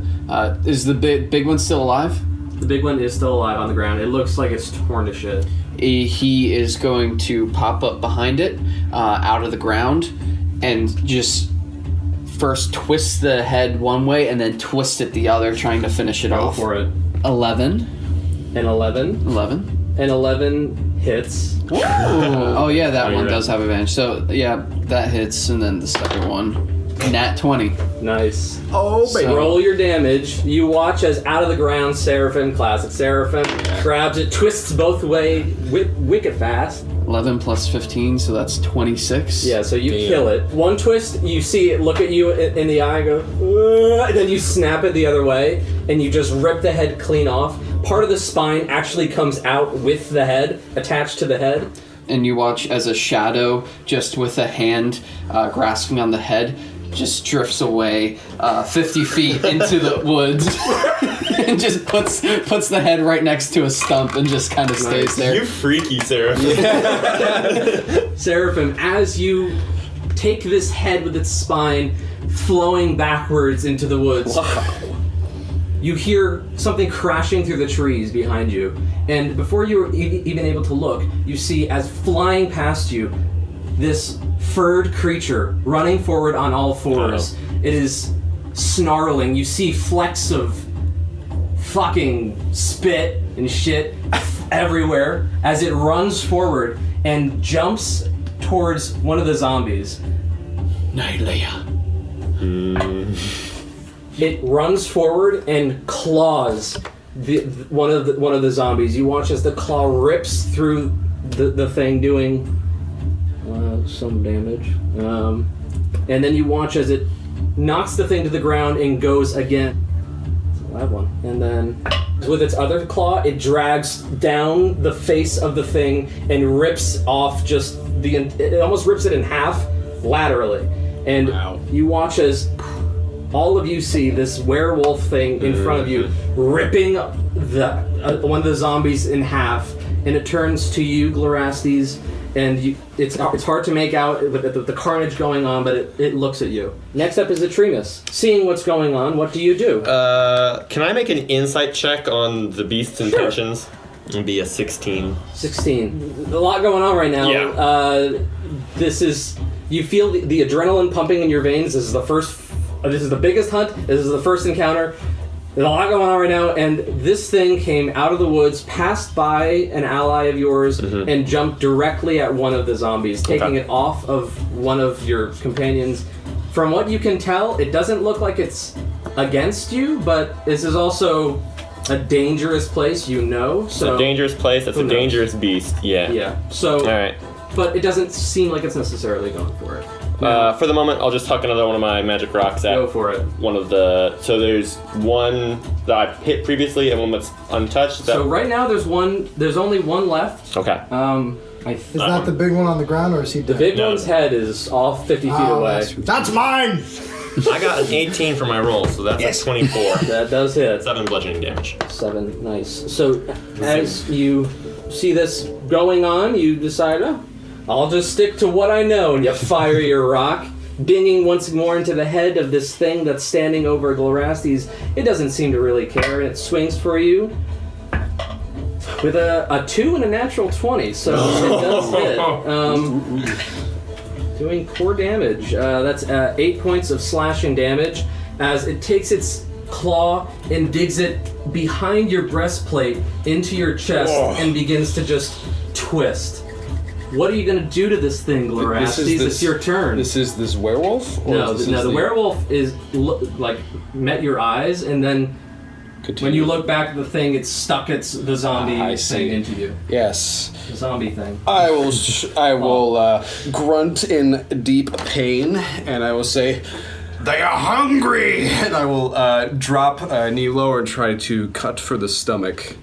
Go for it. Try to send a slash through that. That is a 17 to hit for the first hit. It does hit. That is a 12 to hit for the other. That does hit. Okay, so that would be... I'm going to use Divine Smite on this first one. Okay. So that's an extra... At this level, that's for paladins, it should be a d8, right? Hold on. Yeah, okay, it's an extra 2d8, so I gotta roll a d8. 12 damage. Nice. And then the second slash back to defense form will be 11 damage. That is exactly what you needed to do it, so how would you like to kill this last zombie? Well, that was 2 easy slashes. As I'm more interested in the newcomer to this scene, I will drop low and slash across the stomach that it wants me in. And I and return back to form with the other slash and let it fall, still holding the standard. Silence falls over this place once more, just heavy breathing, maybe some grunting. It looks like Glorastes got cut up a little bit. This is strange that there's now a werewolf in your midst. Seraphim, you're holding the head and spinal cord still. I don't know what you'd like to do with it. I roll it towards Evander, and then I shink back up towards the Oracle, kind of as a barrier between this new predator and the Oracle. So this head rolls towards you because the spine is attached. It kind of rolls like to the side a little bit because of the fulcrum. I'm still kind of in the heat of the moment. I'm going to pick that up and start puppet it like it's a joke. Thank you. This hunt has been very good. Nom nom nom nom nom nom nom. And then I'm just gonna huck it behind me. There's just an uncomfortable chuckle from Sarah. He's uncomfortable. It's always uncomfortable. Like, weird. Classic Sarah.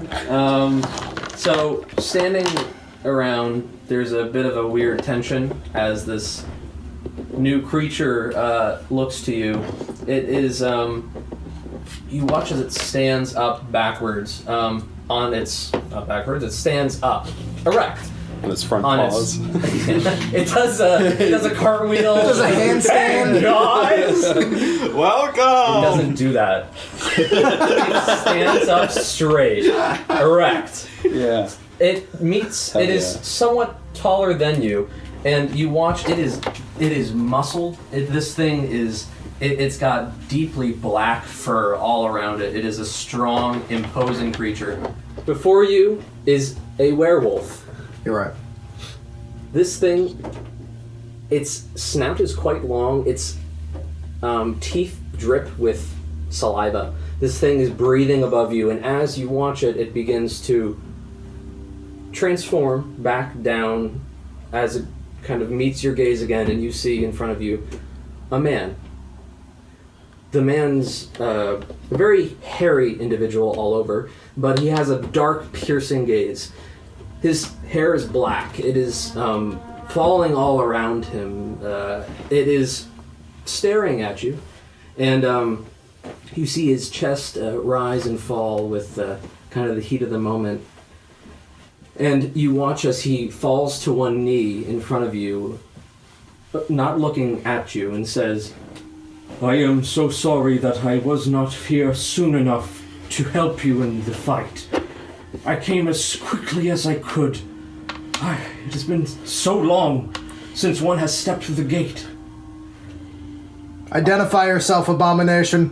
What business do you have interrupting the hunt? Forgive me. I am your servant. My name is Edgar. It is my duty to stand by here and greet any who step through. Please, forgive me for being late. I was preparing. I am at your service, please. Forgive me. Oracle, what is this nonsense? Where do you see him in a hunt?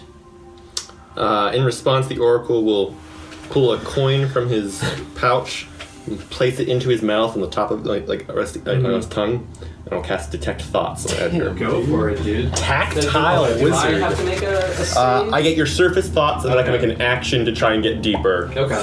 So You're knowing I'm doing it either way. okay, you watch as classic Oracle puts a dirty coin in his mouth. Who knows how many people it's touched?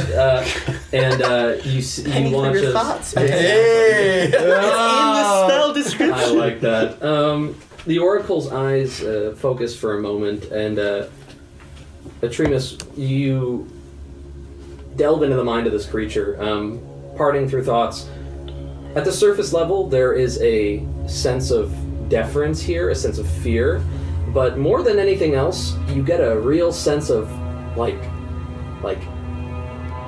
orgasmic excitement. This thing is fucking happy, elated. It is there. It's like euphoria, like the most relieved sense of relief you've ever felt, and it is. There is a sense of fear and deference, and shit. I kind of fucked up a little bit, but more than anything else, this thing is happy.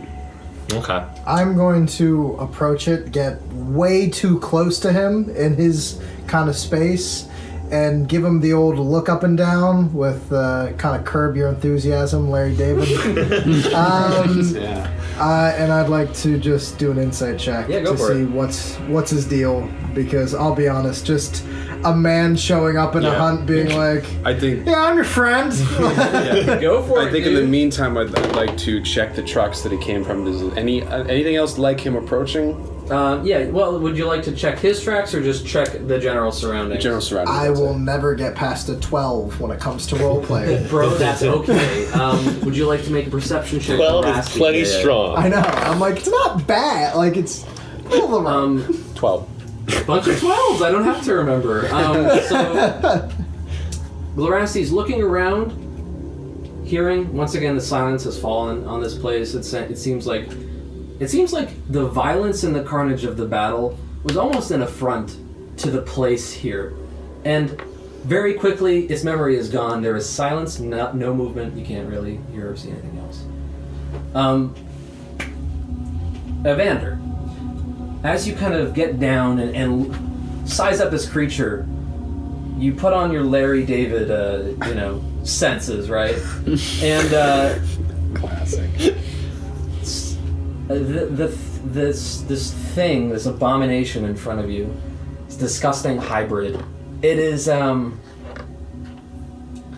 its intentions seem pure. What it's saying is there's a genuine. It means what it says. You can clearly tell it means you no harm, and seems to be hanging on your words, your thoughts. It seems you're not sure what this thing's deal is. Doesn't seem like a threat, and it definitely seems like...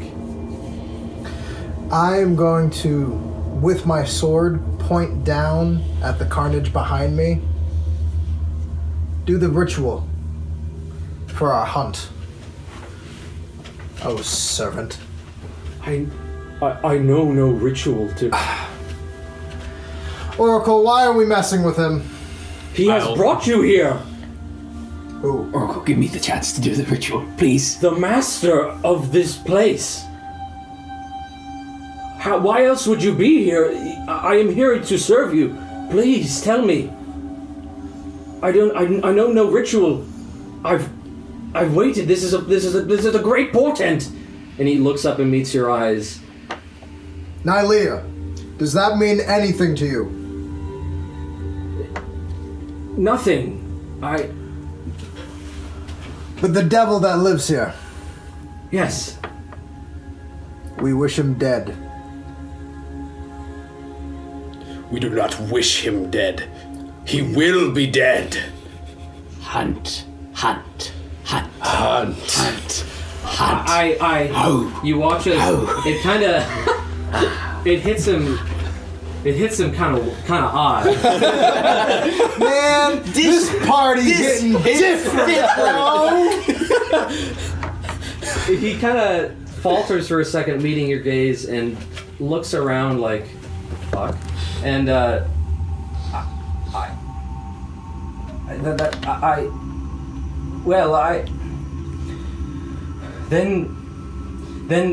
I will. I am your servant. I am here to serve those who step through the gate. You have stepped through the gate, and it is only possible by his will. So I trust him, and I trust you. I do not know Nylea. I do not know a ritual, a hunt. But I am here to serve you. I am going to, since it's definitely razzling him, I'm definitely going to twist the knife just a little bit and lean in and go, I'm here to kill your master. Make an intimidation check. And I'd like to read his thoughts more deeply while that's happening. Go for it. He Does makes there a have to wisdom be a saving save? throw. Oh, that's an unnatural 20.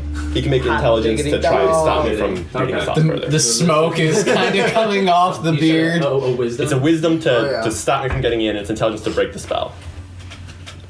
That's the lowest roll possible. As you kind of step forward,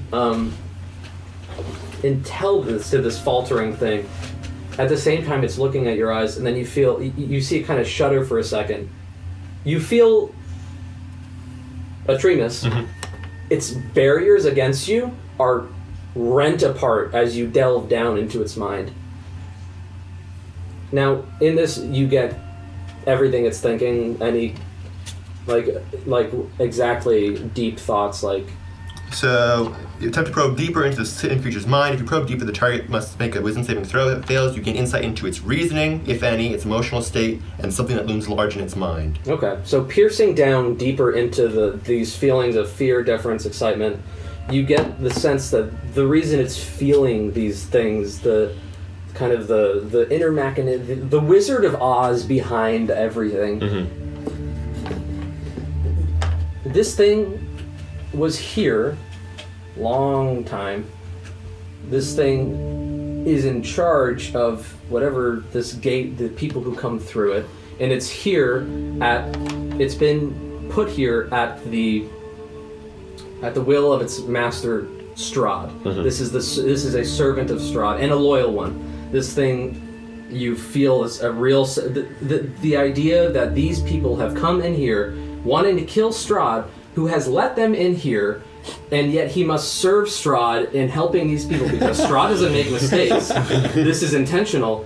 It's trying to put together what this could mean, and it's just kind of sticking to the script of, I'm here to help Strahd put these people here, I gotta help them. You get the sense, and the idea of its elation, its happiness, you feel a sense of oppression upon it, and the idea, just different images of a village nearby, creatures, women taken away, the sense of fear that it will happen to him too. These people might be here to stop this. Strahd might be changing things now. That's generally what you get. Okay.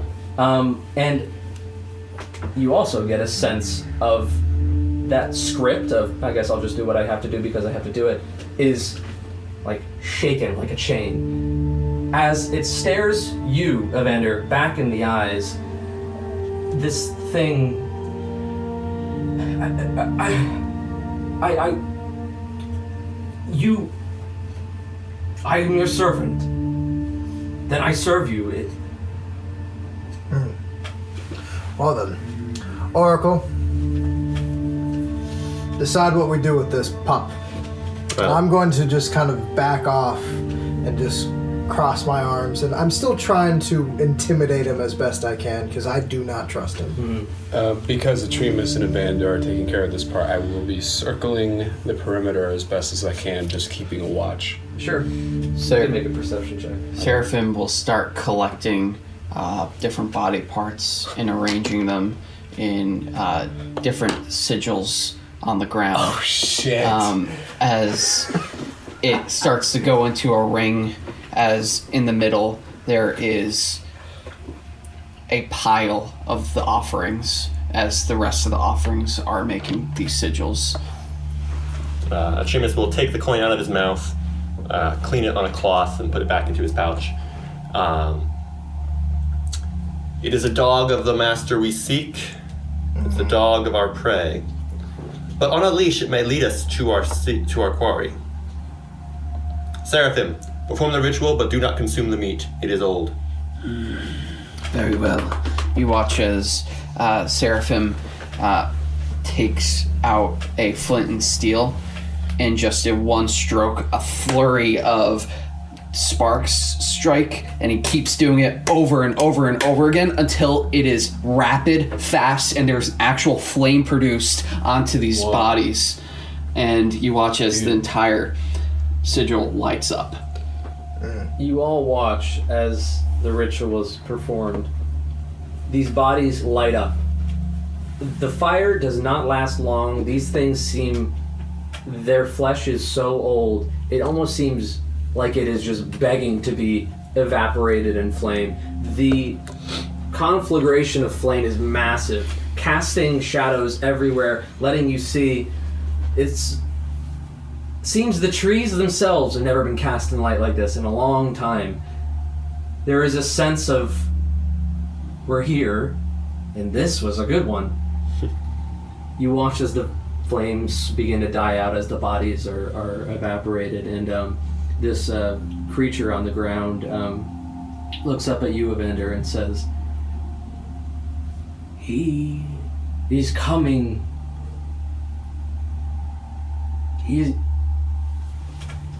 He comes tonight to the village of Druzina nearby. I must trust my master. He would not lead me astray. I will guide you there. With a creepy smile underneath the mask, Evander leans into him and he's like, "Good.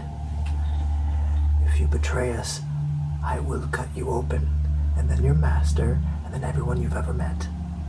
Do you understand?" I understand. Lead us forward. Come, brothers. The hunt continues! And you watch as Seraphim reaches into the ash that's hot and smoldering and whispers to himself, "One part of the hunt complete," and just sears a hand into his flesh. Oh, shit, and dude. then just continues onward. Oh, man. Well, go ahead. I don't know. The perception was 18. There's nothing else you see. Cool. In that case, my mind is clear, and I let out a laugh and say, "Let the dog lead us then."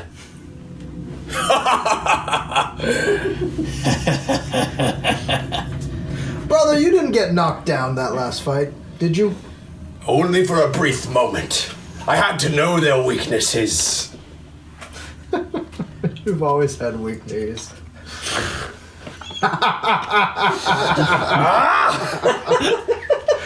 Tonight they will not falter! Brother, you did amazing. You did great. Lead on! No, I will! Fine. I'm gonna shoulder you as I go.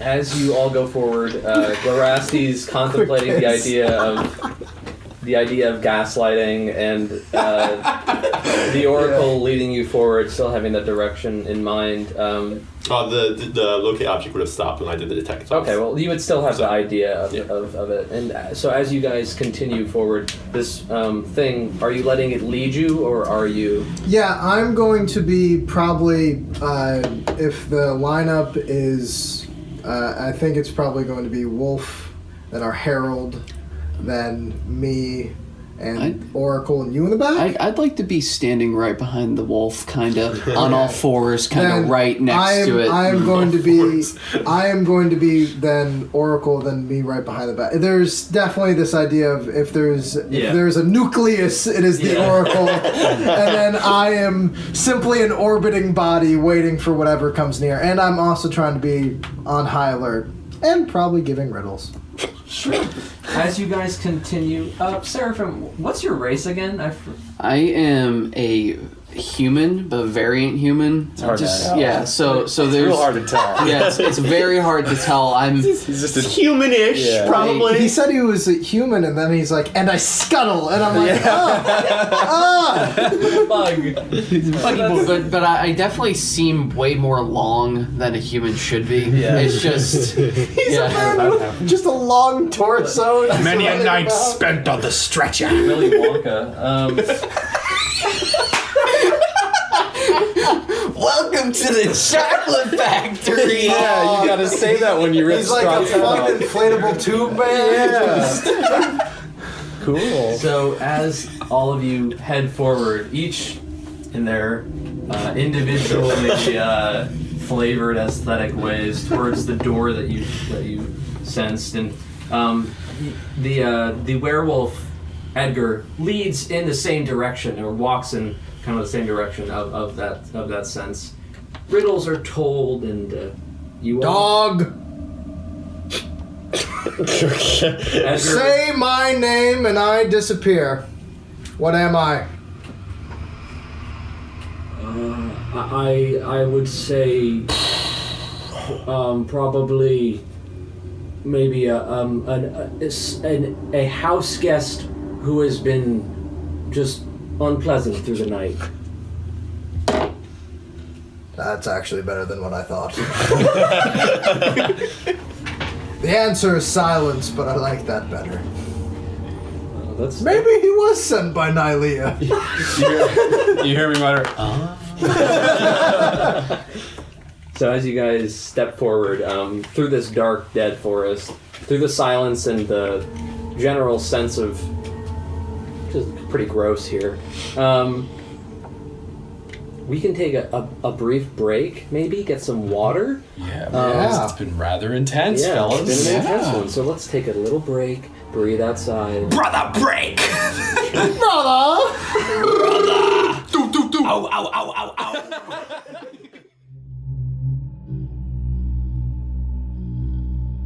Lo, in blood-soaked desire, wrapped and wreathed, let them be born anew. Stark avengers, ablaze with light, swooping from thy bosom with searing frenzies black, unabashed against the dark. O Nylea, my mind and my master, goddess of the moonlit hunt, wrench from the roots of their heart all mortal kindness and quivering fear, that they be only fair reavers graven in thy golden image.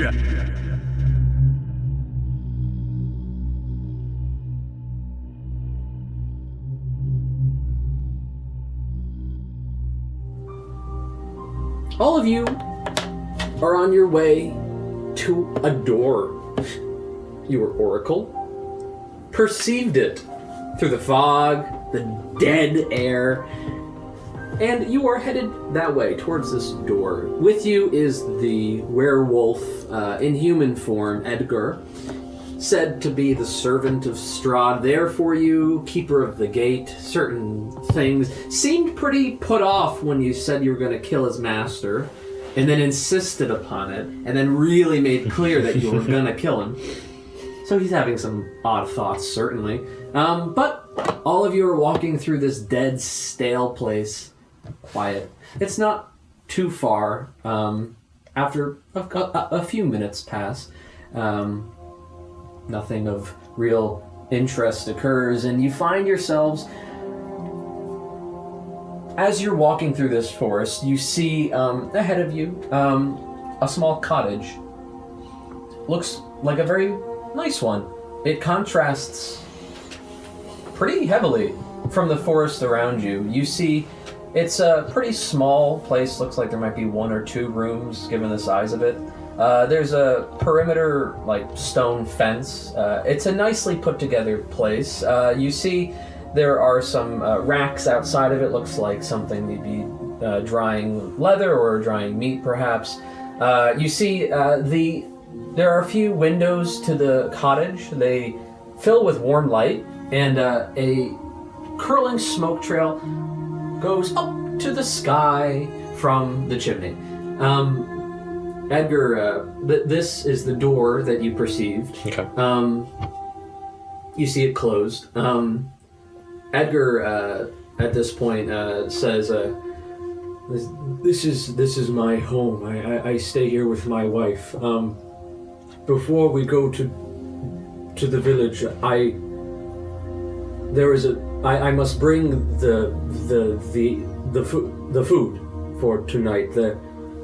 My master comes to dine with the hag here. Is your wife the hag? She is most certainly not a hag. She is but she cannot come. We live away from the village. The hag rules these woods. I believe Strahd is coming tonight to speak with her. There's to be a feast. I'm bringing the food. I would leave some raw for my master, of course. But would you permit me to bring... I had put together a cart. I was about to head out when I perceived the gate to open. Would you let me say farewell to my wife and grab the cart? Oracle, will you let him? The hunt must not be delayed. Well, brothers, I do wish to speak to all of you. Quickly, talk to your wife. You see him kind of just grovel a little bit in gratitude and heads over to the cottage. You see him kind of run a little bit. He opens the door. probably 60 feet away, so it would be difficult to hear unless you wanted to get closer and listen to any conversation. I am going to try to pull the Doomwoken in. Sure. Brothers, if we are to kill this hag and then spring a trap on the devil of these lands before he arrives for dinner, I think it would be the perfect way to end this hunt. This is most certainly not the way I thought this hunt would go. A pleasant dinner. Pleasant for us. Nice one. No, but really, we're going to wait for them to bring him to us. Well, unless the Oracle knows where he is. The fog is heavy in this land. If we have a trap in place, that is the best snare. Patience. Patience is good. I suppose that is a virtue. What kind of trap, then? It could just be as easy as what we did in the forest. Yes. The shadows will cling to us, brothers. I have the needles at my disposal. They listen to me. They tell me things. They say that this hunt will be ours. Nylea blesses the needles, and the needles bless us. What do we do with the wolves? Although, is it one wolf? I don't know who the wife is. Let me check. You watch as he scurries up and looks into the house. I was trying to listen into the conversation. Would you like to make a stealth check, or? Yes, yeah. Go. No, you just see him in the window. Hey! We don't know him, dude. Nat 20. Yeah. So, of course. You watch as he just kind of falls into the shadow gone. Dives into them. You hop over the small stone fence and very quietly make your way over to a window, grabbing on with your little hands and pulling your little head up to look in. You feel confident that you're hidden. You see the two in there. They're both human. One, Edgar, the very hairy individual, is putting on some, like, a jacket. And his wife is walking around, kind of just putting things together. You see, as you were walking over there is a cart filled with probably like 2 or 3 just dead deer. And you see him putting his bag together, and the conversation they're having, looking in, she looks to be around the same age. They're both like on the younger side of middle age. They're talking, and you hear him basically explaining this weird stuff that's going on with these people, and that they were talking about wanting to kill Strahd, but Strahd brought them here, and explaining it. The wife seems confused as well, but there's this, as they're talking, they both share kind of the excitement of like maybe something's really happening here. And she continues to help put the bag together for him, and they get the pack together, he puts it on, you see them hug, and they say their goodbyes, and he starts to head for the door. Does he seem to pick up any weapons or anything of the sort? No, nothing that you see. I just duck down and scurry away. You know what? Just make a perception check just before. Sure. It's a 14. 14. Nothing really seems out of the ordinary with the house itself. Just nothing really that you catch that's like, untoward or something, like, threatening perhaps, or so yeah. Right. So Seraphim, he goes and ducks out of the way, and he scuttles back. This house of theirs, can we get more details about it? Is this just a simple, like, kind of cabin of sorts? So it's a built cottage. The walls of the thing itself are stone and like whatever. It's got a thatch roof. It looks like it's been here for a while. It looks well kept.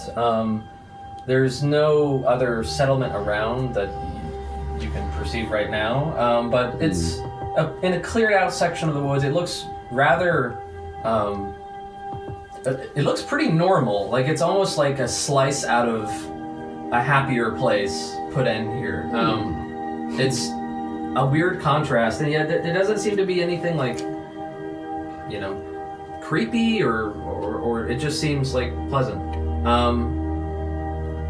Is there any other detail that you'd be looking for? Last thing, just for clarification, so he said that the hag is coming for dinner and then Strahd later? Is that what? Yeah, what Edgar said was that the reason that Strahd was coming was to have dinner with the hag in the nearby village. In the nearby village, okay. Yeah. Brother, how are the dogs? The dogs are quite well. Nothing out of the ordinary, just yip-yapping back and forth. Little bits of meats given here and there. Stuff for family. Good. Good bonds. Well, we will go. We will kill the hag. And if we must put down this dog, we will. But if they are just a happy couple, I'd rather not. This seems like a nice little life they have. Yes, it seems rather purposeless to kill here. What if we went further down the trail that the hag is supposedly coming down towards? I assume she walks on trails. I make no assumptions with these. The dog has spoken and said he will lead us to the town where the hag resides. We must be wary, though. Though this dog wags its tail at the moment, it may later snap its jaws. Truth as always from the Oracle. Yes, patience is a virtue right now, brothers. I will wait. And as you do, eventually Edgar comes back. You see him bringing the cart, its wheels turning and creaking. He comes over with a travel pack on, and as he comes over to you, he takes out two bottles. They look to be, the outside is covered in dust. These look very old, but the liquid inside is a very clear crimson red, and he hands both of them to you and says, I saw that you were wounded, and we have had these here for a very long time, and perhaps they could help you. Why are you helping us this much, then, Edgar? It is the service I provide to my master. I am here to guard the gate and guide those who come through, according to his purpose, though I know it not. I beg you not to kill, but I will not question your will nor his. It is not our will, it is but Nylea's and the Oracle's. It is but Nylea's. I do not desire your potions or your help as far as healing goes. I could throw this. I'll look around to anyone as I'm holding these. I need it not. But dog, thank you for this hospitality. And your wife inside, what is her name? Her name is Hannah.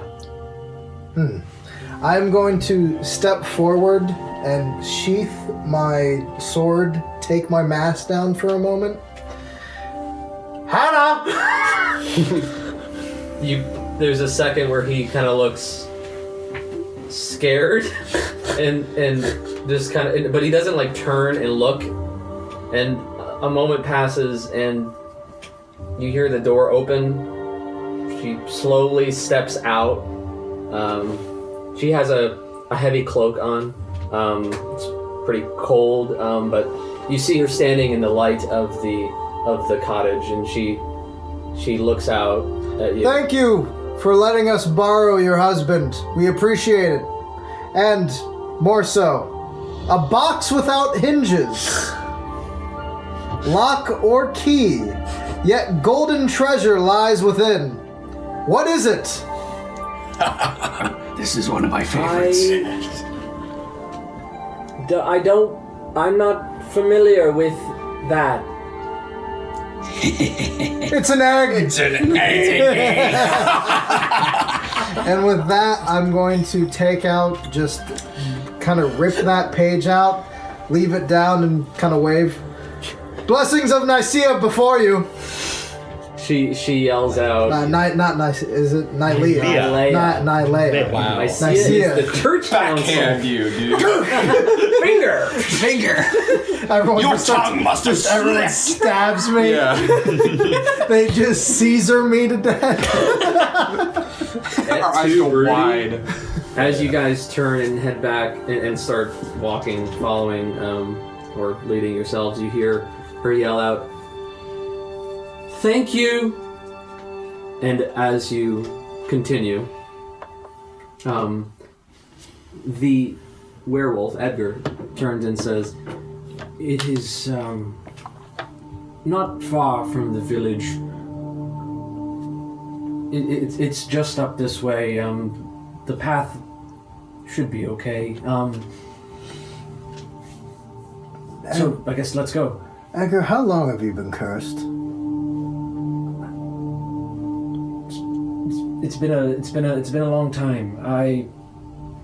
This is a reward being here. This is.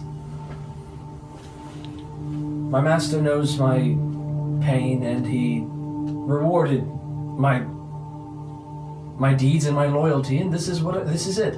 I get to be here with my wife. We watch the gate. One has not come through in a long time. The last one was a terrible mistake. But I have not seen, things have changed. So it's been a long time. We've been desperate for things are bad now, but I thought you said that your master makes no mistakes. But you said that the last one it was a my mistake. mistake, not his. Oh. I failed my master in my service, and it's been a long time. Do you find him good to you? This strange fiend. This is a prison for all of us, and he's better than the hags. Ah. Well, don't worry. They'll all be put down soon. Oracle. The hag. Do you sense them? Kind of like my hand up to the wind. Not as of yet. They are cloaked in shadow and deceit. Do you need me to lick your finger? Would that make it better? Instead of you licking your own? Do you need your finger licked, Oracle? Not this time. A later time, then. But not now! Brother! My brother does have the most lubrication of the lips. You may not see because it is hidden under my mask. Anyways. You guys head off. Oracle, you're wondering whose mouth might be the most lubricated, most appropriate. It's hard to tell. Because you got fangs. It's Which true. I would think would tusks. mean dry lips. No. No. I found a way to keep them perfectly moisturized. Okay. Anything under my mask? I don't. Moist. Yeah, dude. So, as you guys continue down, not really a road, but maybe a bit of a blazed path, you walk on for a good 20-30 minutes, walking through this dead forest, wondering how next to proceed, whether to ambush, approach, avoid. There's many approaches here. The smell of the dead deer is a little disgusting. One is a little bit more freshly killed than the others, but you continue, and eventually you come to a place where the forest kind of parts. And ahead of you, you can see a pretty small village. The buildings are somewhat sagging. There's an air of just age here. Age without the... It's kind of sad. There are not a lot of buildings. There's a pretty good amount of activity. Well, do you guys go in, or... I see no reason to stop. We kind of triumphantly, being weirdos, just march in. Giant standard of Nylea. As you guys walk in, conspicuous to be sure, but proud, you guys walk into this village, and it's, like I said, not very large. There's a few buildings, but there's a lot of activity. In the center of this village, there is a long table laid out. The table is this dark oak. It's a very well-built thing, and around it, there's a lot of activity. You can see several men chopping firewood and piling up what looks to be a bonfire. There is some people kind of just walking in between different houses. There's an air of preparation, like a little bit of anticipation. There are a few buildings. You see some homes, and you see there is a small, really decrepit, old-looking church, kind of on the far side of the table in the middle of the village. The church seems to sag into the ground, and outside you can see two large, muscled individuals standing by the door, almost guarding it. They look, in terms of like their musculature and their stature, they look very similar to the large zombie that head was ripped away. You see, so there's the church over there with the two guards. You see there's, like I said, a few more houses and such, and there is an inn you can see with an old sign that's just, the paint is peeling, but you can make out, it says Stinky's Drinkies, and right next to it, sick. Well, not next to it, but there's Stinky's Drinkies, there's a house, and then there's another kind of stone square building. It looks, the stone is, it's a gray stone, it looks very well built, and it is, you can see over the door of it, there's two large doors. It says Stromvoskovsky Trust. Not a whole lot in this town, but people are out and about. As he kind of, as Edgar rolls into town, and people begin to kind of they see him, and you see them kind of recognize him. I'm gonna mask down for this one Sure. in public. I am gonna lean into Edgar. Where's the hag? Well, she should be coming shortly. I don't think all of them are coming. I think it would be just the one. There's more. There's more. What is the hag's name? The one who is coming? She's probably going to bring her boyfriend. Her name is Ellie. His name is Jackie. They tend to... Jackie. Ellie and Jackie. I don't know why, but Evander hears that and he goes, insight check. Go for it. I don't know why I don't trust these names. Okay, that's nice. Unnatural 20. That's really the names? I don't know why that one was just like, that sounds like What bullshit he tells to me. he doesn't seem to be lying. Okay. The general vibe you get from this guy is he can't lie to you. Right. He is so devoted to his mission and his post that no matter what he hears from you, weird, conflicting or not, he's going to give you the truth because you probably know what you're doing and he does not. So he's not, that's their names, Ellie and Jackie, and they're coming. Right. Girlfriend, boyfriend. I'm going to need you to take us to the location you most like the hag is going to be. Well, they rule this village, so they'll probably come through the main road. They rule this whole wood. They will most likely come from, and he points out off to the kind of the east. You can make a perception check. Where is the feast to be held? Ooh. It will be in the center village. She has this village well under her control, and 19. sounds good. The feast will be here in the middle of the town. As you look, you can see. It's difficult to see anything at any kind of distance with just the darkness and the fog, but you can very faintly make out a pretty good distance away. There is what looks to be something that rises over the forest. It's some distance away. It looks like a large structure, maybe a tree. Okay. It's hard to make out. Okay.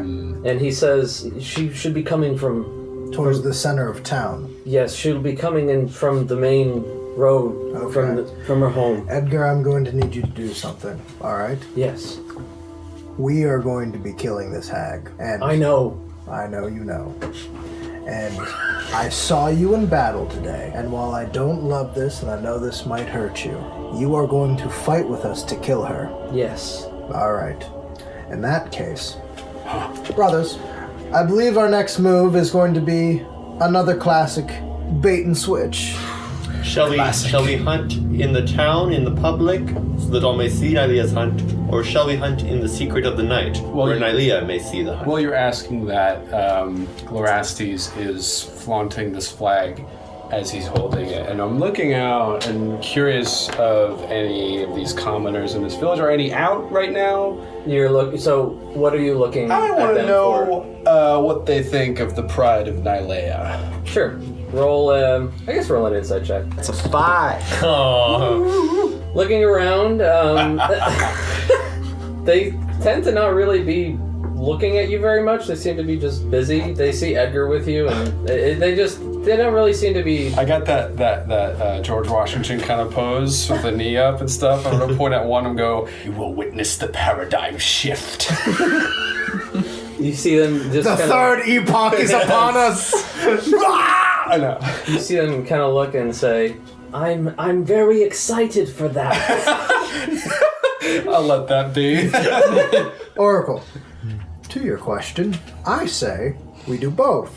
I believe these soon-to-be converts to our cause should see the glory and power of the hunt. However, we do not want to displease Nylea. So, I suggest 2 things.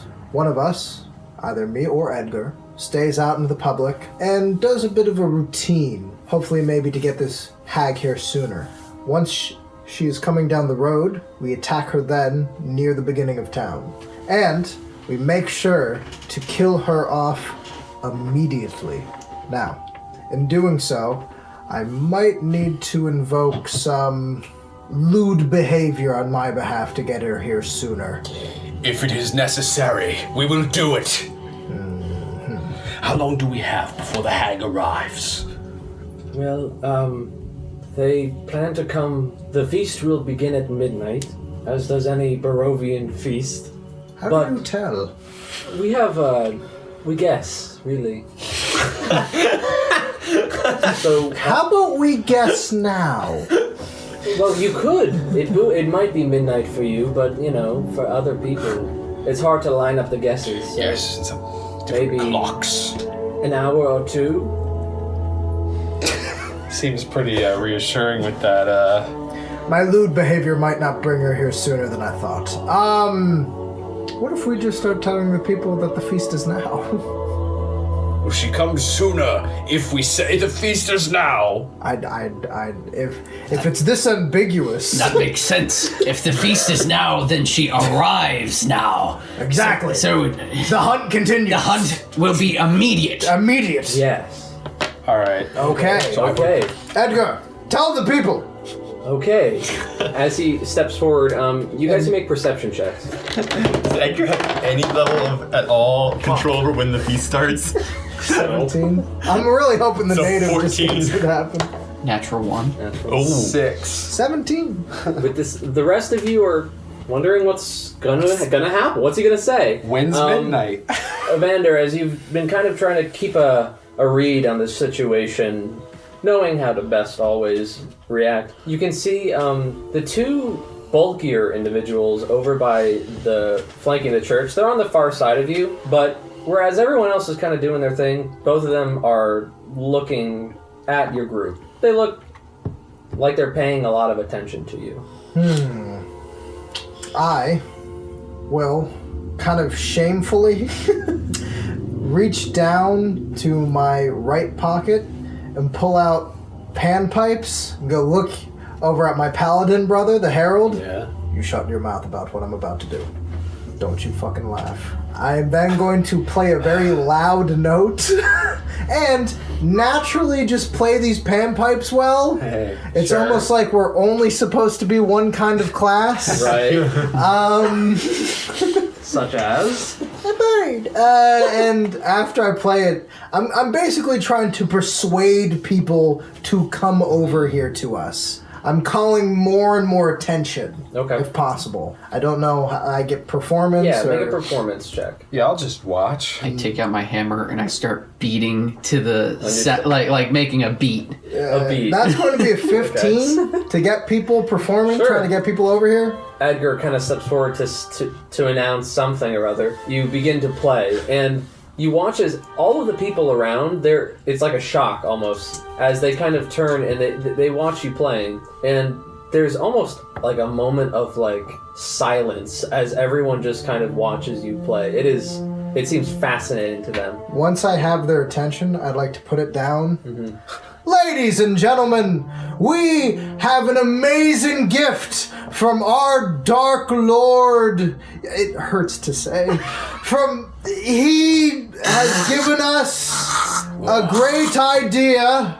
The feast is now! Bring out the food! Yeah, make a, I don't know. Deception? Yeah, sure. I am lying. I'm on the ground vomiting as soon as he said the Dark Lord. Natural 20. That's nice, dude. So as you announce this, there's a moment of like, everyone just kind of, you see people, at your mention of Dark Lord, you see a lot of people, you see a mixed reaction. A lot of people, there's like a sudden like everyone's like, holy shit. Some people are like, there's a sense of fear you can see on some people's faces, and there's a sense of elation on others. But all of them begin to like go, oh, okay, and then they start running around, thinking that they had much more time than they did, an ambiguous amount of time. They started running around. You see them kind of take the deer off the cart, start hacking legs off and putting them just on the table, just raw. They begin to light the fire, and as this feast begins impromptu without the major guests, people begin to just get things together, and as they're getting together, you see the two guards from the church kind of stalk over. These are big beefy boys. They're big. Being hunters of the unnatural, you would likely know these to be a couple of ogres as they come walking over.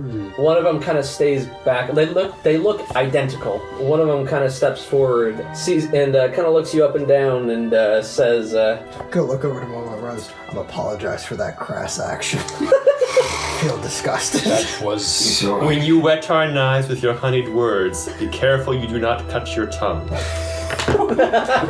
I apologize, Oracle. I promise it is all for the hunt. All for the hunt, brother.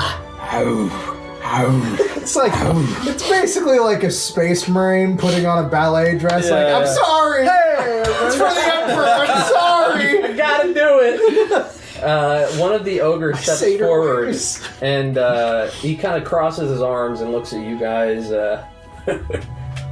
Well, what are you guys doing here?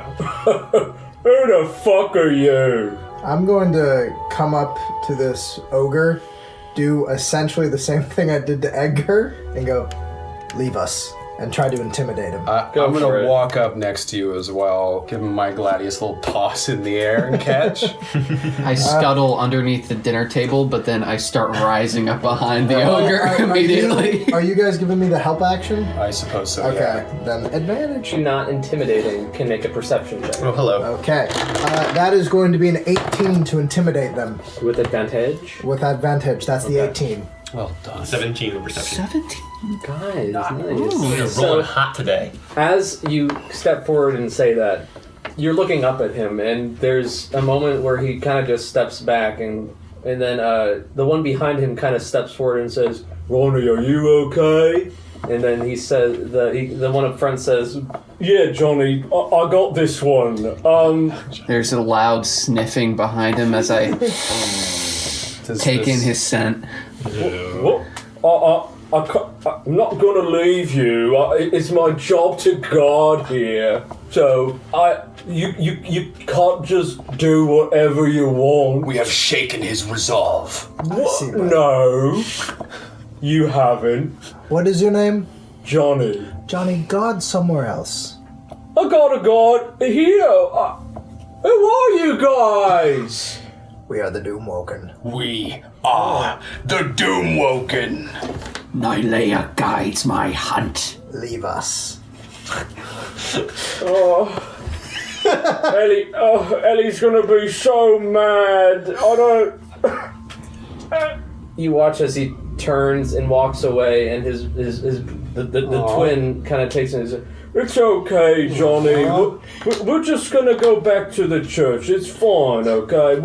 They gotta do their things, and you know, I think we're okay." The two of you who rolled 17 on perception. As this was going on, you heard something fall down, a loud, but not like flesh on flesh. You know what I mean? Knock like on like hard surface. Yeah. You try to do a little. You look a little bit like, I'm not good, but you just gaze, and you notice it came from the square stone building. Something fell, and then you hear two people like. Oracle, I think I found someone interested in our hunt. Would you like me to search them out? You watch as I just dash over to that door, and I just peek up right into where that just happened. Sure, How does it feel to have eyes and muscle? You don't gotta do nothing. It's pretty cool. That is a 3 classes, dude. a 21 perception check. Wow. And also roll a stealth check. 22 stealth check. Jesus. So you go running over to it came from the square stone building, the Trust building, the Strongkomsky Trust building. I'll say it different every time. There's no windows that you can see. This is a square stone, well-built building. You get the idea this is some kind of bank or something. There's nowhere to look in, but as you're walking around, there's a door in the front, a door in the back, and listening in, you kind of hear heavy footfalls, and then there's quiet. Is it dark within the building? You have no idea because there's no window. I'm going to slowly, very slowly, to build up anticipation for whatever prey may be inside, open it as slow as possible so I can glance in with just a Which sliver. door? The one in the back or the one in the front? The front. You open the door very slowly to a pretty well-lit interior. There is it's like a little parlor where the floor is wood boards. It's, like I said, it's a well-lit place. This is like the antechamber to, looks like a shop. I'll just say your stealth and perception roll over. But looking in, you can see one older human individual looks to be looking over a ledger and just writing things, but other than that, there's nothing else that you can see immediately. If there's a dark corner, I'll just shunt myself over into it, kind of posed up in that top corner, and then just scuttle down slowly and go behind the guy with the ledger and say, "Hello there." You watch as he kind of jumps, like the ledger falls on the ground and he backs up. Is there any tainted meat in here that was eyeing my poor Oracle? He just stares at you without saying anything. What are you doing here? Here, you watch as my neck kind of shifts over as my head kind of twists aside. Break your neck and die. My head just kind of twists, and I'm kind of looking around him. What are you doing in here? He You don't looks like at you me very asking. scared and says, "This is where I work. I am the keeper of the bank. Do you want to make a withdrawal?" Is that an offering for Nylea? These people work in Barovia and we're scaring them. What are you saying? Did you hear someone fall down around here? No. Insight. Roll insight. While he's running about and people are trying to make a feast, is it possible, do you think, that we could get maybe a short rest? It'll be an hour.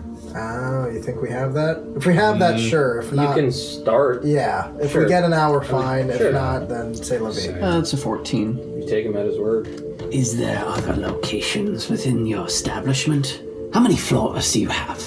We only have Sivan. You watch as he just bends backwards and then just starts running around like the entire establishment, looking all corners for whatever might have dropped or caused any sort of noise. Make an investigation check. This is the strangest bank robbery we've ever had. That is a 2.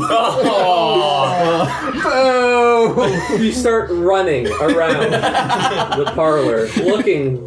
What could it have been? You have no idea. There's nothing in here that you find. It's just weird. Seems to be some guy's shop that you're looting without taking anything. Then I will just kind of shunt on over back to him and I'll say, have a good day. And then just kind of run on out and close the door very slowly and then go back to the Oracle. I did not see anything. But we heard something. My eyes failed me on this hunt. I'm sorry, Oracle. I'm Punish sorry, yourself. Do you have any other commands? I'm gonna just kind of bend over and start drawing in the. Is it dirt? Yeah, it's mud and shit. And I'll cast some stones. I will just be studying what the Oracle is doing. I am going to continue with my riddle book and casually wait and read as people billow about making a feast. Sure. Yeah, I guess I'm resting nearby. However, I'm still a jittery fuck that's annoyed, and I feel out of my element here. Oh, actually, something I do have. Yeah. Brother, in the way for a feast, would you like a game? Sure. I will, from my bag, unfold a tiny little chessboard with little pieces. Have you played? Of course. Yes. I've beaten Seraphim 3 times. All right, well, let's go. This is going to be intelligence between the two of us. Let's see how this goes. The loud one lies, it was only twice. Make an intelligence check to see if you understand the... The third was a tie. 11. 17! As the hour continues, checkmate, brother. It's okay. When I was younger, I had problems with it too. I would like to get the DM's opinion on something. Sure. I have the keen mind feat, so I know the number of hours till dawn and dusk. he does. How does that work in Barovia? Well, you know the time. Okay. Exactly. How close to midnight are we? It's like by the time that you guys have done all this, it's probably like 11 or so. Okay. So as you guys are sitting there getting ready for this feast, you feel yourself. Did you keep the 2 potion bottles you got? Did I say I threw them? No, you didn't. You kind of offered them around and no one took them, and then we kind of just dropped it and moved on. I think I meant to say I pocketed them. Sure. But I don't know. No, that's fine. So We don't need them. fuck it, right? It's gonna be used to break over someone's head later. Hey, So- Strahd! So you guys are able to get a short rest. If you want, if anyone is missing hit points, you can roll your hit die. I do actually get some spells back. Yeah, and you can get. I think the action surge is back, right? Yes, sir. Yeah. Along with that other thing I didn't use. But Seraphim is just on the ground with a stick drawing a self-portrait, but every time he gets to his face, he just kind of crosses it out, and then he just kind of puts the mud back together, and then just keeps drawing a self-portrait. we are back to full, everybody. As you guys enjoy your short rest, you top yourselves up. There's a feast that will be happening. A feast between Strahd and this hag named Ellie and her boyfriend Jackie. You have a few ways to proceed here. You have a few different things you're going to do. What is your plan here? Is it visible what chair would be like a seat of importance? Yeah, so there's, along the table, towards the church, there are 2 chairs set up. They're very large. Those, you would imagine, to be the seat for Ellie and Jackie. On the other side, there is another chair. It's just a tiny wooden chair. No special thing about it. And it's, you would imagine, to be at the other side of the table, Strahd's. Though there's no pomp and anything to it, it's just a chair, but that's what you would imagine. Do I know anything about undead or any sort of creatures? I mean, we've probably spent some time studying undead, but do I know anything about Strahd in any sort of the way? So you're asking about whether you know something about Barovia Strahd, or whether you know something about undead in general, or About Strahd's origins. sure, make a history check. It's a 13.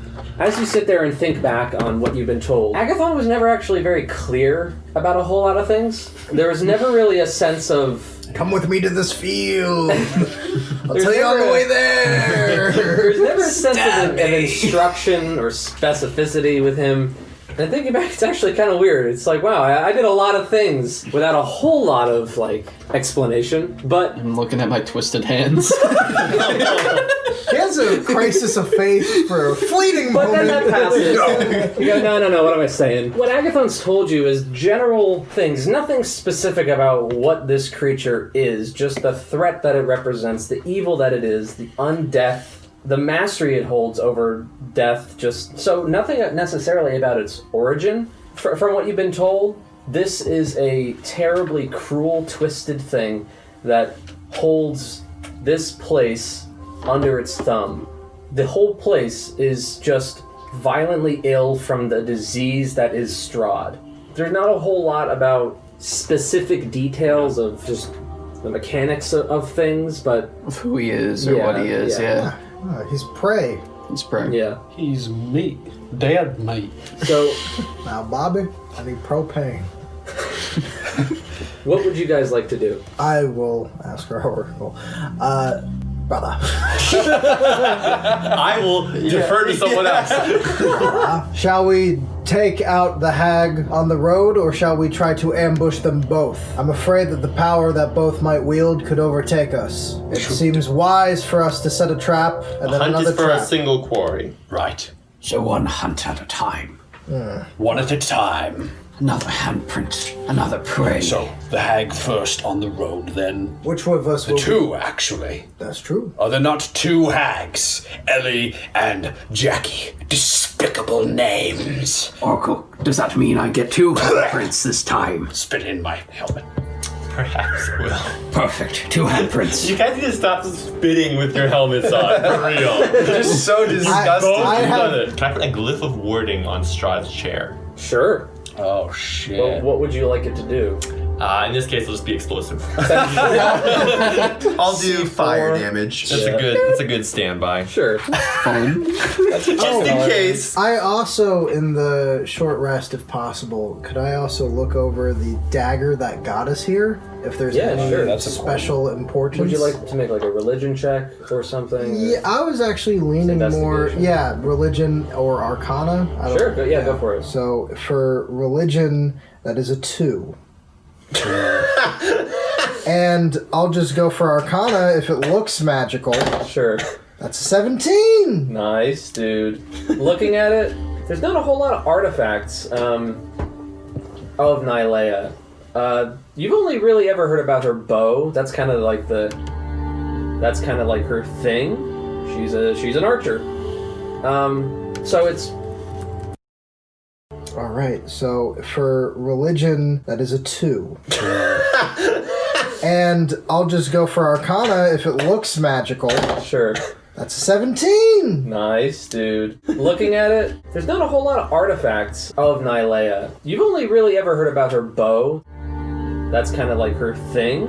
She's an archer. In terms of everything you've heard about the religion and Nylea, there's nothing really comes to mind with this. It's odd. But from a magical standpoint, the idea of a weapon or a sword or a knife as kind of a key comes to you. There's definitely something magical about this thing. It's not just a piece of metal. One thing, thinking back, the knife cut that you made created such a fountain of blood. It's unnatural. You imagine that the knife itself may have caused it. Just thinking about whether this thing is magical, you imagine that it is. Imagine that it may function as some kind of ceremonial key or something, and that there's some kind of quality to it.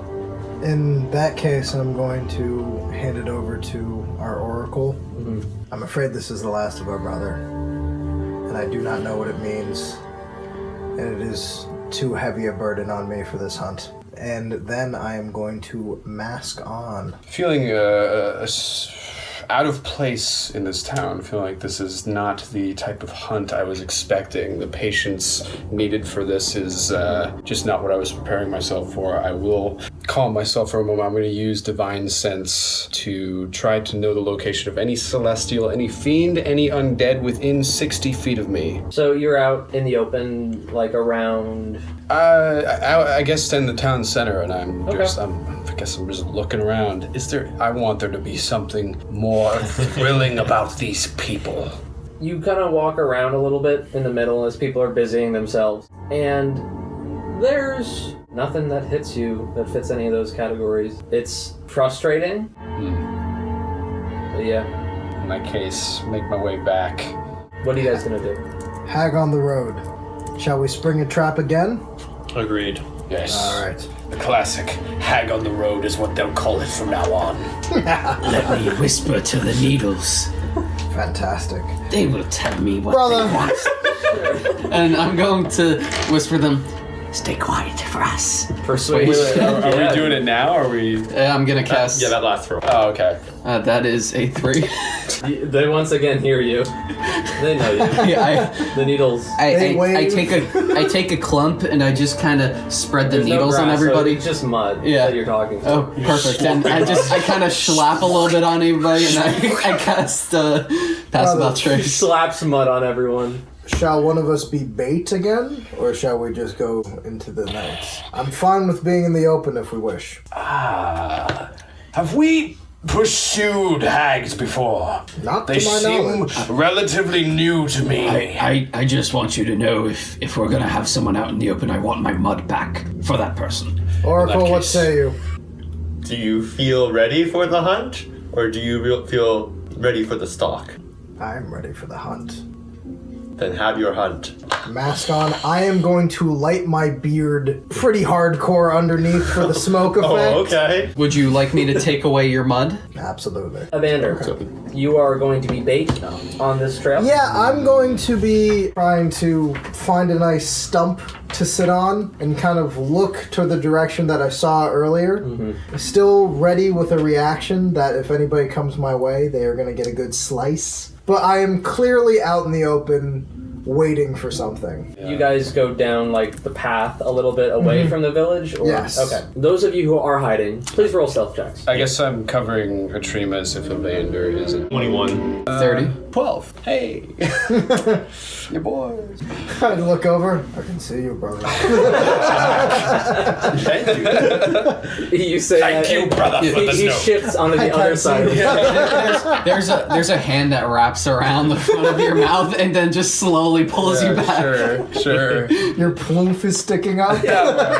Each of you deciding to lay an ambush for this hag, Ellie, and her boyfriend, Jackie. Head down the path that was specified to you. Oh, where's Edgar with all this? Edgar's been helping just set things up. I assume we're leaving him behind. Okay. You carefully make your way along this path.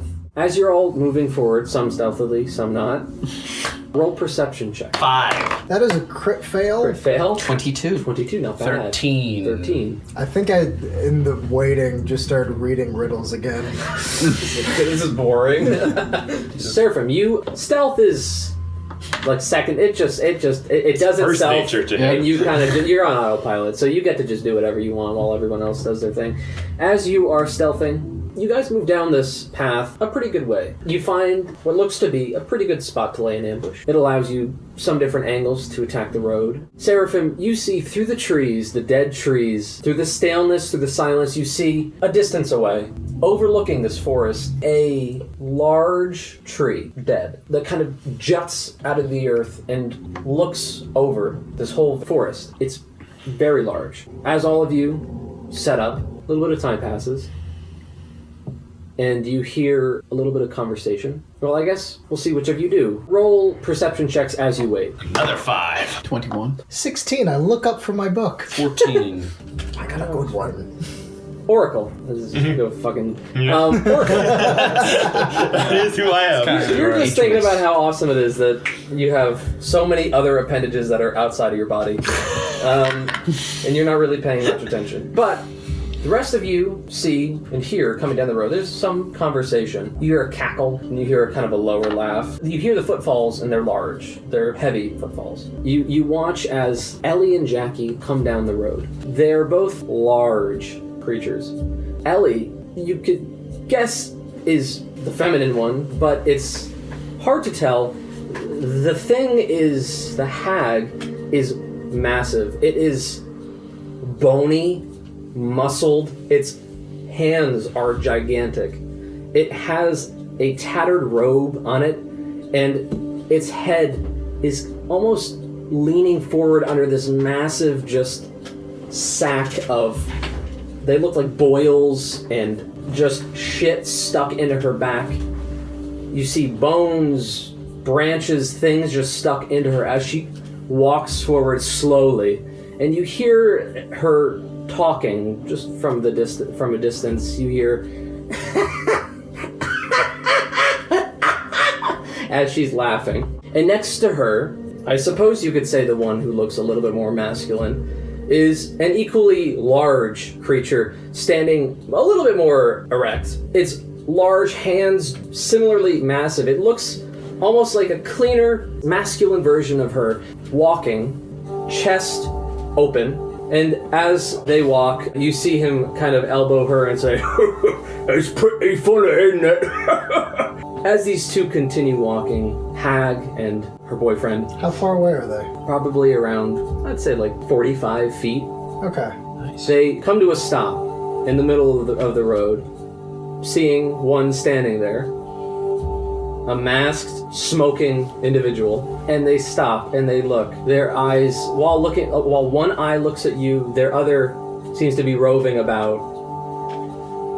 Lerastes, yeah, it's all good. you feel two of the four eyes, one from the other, fall on you, and they see you. Can I roll insight to them? You can. To see what that crazy eye is doing? Sure. Oh, that is going to be a whopping 4. It's a weird eye. Hey, freaky. I am going What a to weirdo. take out my sword. Good evening! You watch as the hag just stands there. They're just staring at you, and she says, Hello? What are you doing? I don't recognize. You are the prey of Nylea. You can submit or you will die. But first, the one who makes it sells it. The one who buys it never uses it. And the one that uses it never knows that he's using it. What is it? I will walk out as you're reciting that slowly. It's so fucking funny! and as she laughs, the other one says, "What the fuck are you saying?" The answer's a coffin, and I'm gonna charge in. Sure. Everyone roll initiative. All right. Okay, Frieza. I was trying to think of something cool, but I was just like, It's okay. Should have answered his joke. Yeah, I was so Jokes are too smart. I was so focused on that, I actually didn't hear the premise. I decided to go away from jokes and lean hard into riddles because that confuses me. hard right into riddles. And confuses my character as well. 22 on my roll for Sound initiative. good, fella. 20 for me. 23. Seraphim, you watch on this road as these two large lovers are rushed by Evander. You are hidden, you have a vantage point. I will say to myself, only Chosen and Nylea can laugh at those riddles. And I just jump forward and try to punch her and then do a stunning strike on the last one. Nat 20 Nice, on the dude. first. Saw that. That was dangerous. So that's a 23 on the second one, a 27 on the third. They all hit. 27 bludgeoning damage, and she needs to make a Constitution DC 12 saving throw. You got it, bud. That's a 24. As she's laughing, I just want to punch her in the ribs just to knock the wind out of her so that she can't laugh, and then just dash off. Sure. So as you start as Evander, as you start running forward, you watch as a halfling, a human. Sorry, I just don't know what your anatomy is. It's my brother. Seraphim comes running over, punches really fast, and then runs away. as Ellie kind of steps back. And then next up is Evander. All right, I am going to action surge. And I'm going to get a hit. That is going to be an 18. 18 hits. Can't do math. What's 6 plus 8? 14. That is going to miss. 16? That just misses. Okay, so one hit. With a couple of swipes, I am going to be doing a whopping 13 points. Evander runs forward with his sword drawn and goes in for slashes. You take your sword and you swing. It bounces off of like a rock lodged into her arm, and then you swing again. She catches it in her hand, and then you cut it through. Very similar to the way that you took the knife away from. Some blood spurts out, not as much as you would expect, and she leans down on you, bearing over you, and says, "You whispering hillock, sons against you! And next up is Glorastes. Oh, Herald. Glorastes. Yeah, boy. I'm gonna run at them because did they push you? They're holding your sword. No, I cut it through. I'm just dealing with them now. You're dealing with them, yeah. Come on in. I don't understand this creature in front of me, but I will attempt to slash at the center of this beast. The hag or the hag. All right, that's a 21 to hit first one, and that's a 9 to hit for second. The 9 does not hit. First one, I'm gonna divine smite this at first level. So 7 radiant, 5 slashing, 12 damage total. Okay. Running up, you watch as his sword, powered up with radiant energy, slashes in. You go in and you slash across her chest. You get a peer inside, and there just looks to be like just shit inside. Rocks, mud, blood, bones, something, and it just sprays out at you. As she, leaning down at you, says, "Come here." She begins to lean over you, wrap her arms around you. 24 to hit. That will. As your satyr friend Evander is embraced by this massive thing and then begins to be squeezed. So you, Evander, feel the bones in your body just being pressed together. You feel some of your muscles like snapping away from where they should be connected. You take 26 points of bludgeoning damage as this thing grabs you. Brothers, get her! Evander's eyes go a booga through the mask. Brothers, get it out! She looks around at you and and next up is the Oracle. I'm gonna ignore what's actively happening and instead kind of look at the other guy who hasn't done anything yet. I'll pull out like a weaving shuttle, so there's like some weaving that's been done there, and it's got like a bunch of threads, and I'll kind of like start pulling some of the threads loose of it, flicking them towards the guy, and webs will start to appear around him as I cast web on him. Nice. Dexterity saving throw. DC 14, I believe. I'm sorry, that's a 20. No! So you begin throwing threads at this person, and as they latch on, you watch as he watches his girlfriend be cut up. They almost just don't stick to him. And he turns and says, "What are you doing to him?" And then goes in, he takes a glaive and just starts bonking Glorastes on the head. You can try to bonk me. Is a 17 to hit? A miss. That is a 9 to hit. Glorastes is a nice. In his rage, you watch as Jackie goes in for Glorastes. You duck easily out of the way as he's going, "What are you doing?" You're at the top of the round with Seraphim. What do? You see your friend being absolutely crushed to death in the arms of the hag as the other one is trying to bash Glorastes' skull in. I'm going to run up behind the hag and try to just kick at behind her legs to just release any support to make it easier for him to get out. Sure. But I'm gonna just try and snap at those legs. So I'm sorry. Can you make a strength saving throw, actually? Okay, yikes. That is going to be a 14. Oh, actually, I'm sorry. You get a bonus to savings throws equal to my charisma modifier, so plus 3 to that. Okay, so 17. You are not grappled. The DC was 15, so that was very good. Yeah! You watch. You are able to. You take the damage, but you're able to kind of like shove her off. She's weak. So, that one on my first. Man, that hurt you as a player. That is an 18 to hit for second one. 18 hits. You hit that one. And then a nat 1 again. Damn, dude. The luck is gone! You used all the crits! Wow. So, fucking upset. Yeah, I make one connect and I just whoop, whoop, whoop, whoop, and that's a minimum damage too. That's 6 bludgeoning damage. Just like touching one of the rocks. Yeah. So, as you watch Seraphim go running past like fucking Flash, you punch with both hands and they hit branches and they sting, and then you headbutt her and then you run away. It does some damage. She seems like something might have walked past her behind, but it wasn't a whole lot. Man. It's okay. Because next up is Evander. I am going to be using Fighting Spirit. So I will be getting advantage and heal up another 5 hit points. The other cool thing about Fighting Spirit is I get advantage on my attacks with it. Go for it, bud. 16 to hit the first time. Hag just misses. 15, wait, advantage. That is going to be a 15. Oh no. You're a bit shook. Oh dude, I am bleeding out of my eyes. The riddles are gone. It's just like broken swinging the sword. You're just hitting it, and the blood is pouring out of your eyes and down your eyes. It's hard to see much. Hlorastes, what will you do? Shit, man, he's looking... I don't think you've seen Evander like this in a while. That hug is gonna walk with me. Yeah, a little surprised by that. I will continue to stab into this thing until there is no structure of flesh left to keep it standing. Go for it, bro. 2 attacks. The first one is an 18. Yes. The second is a 22. They both hit.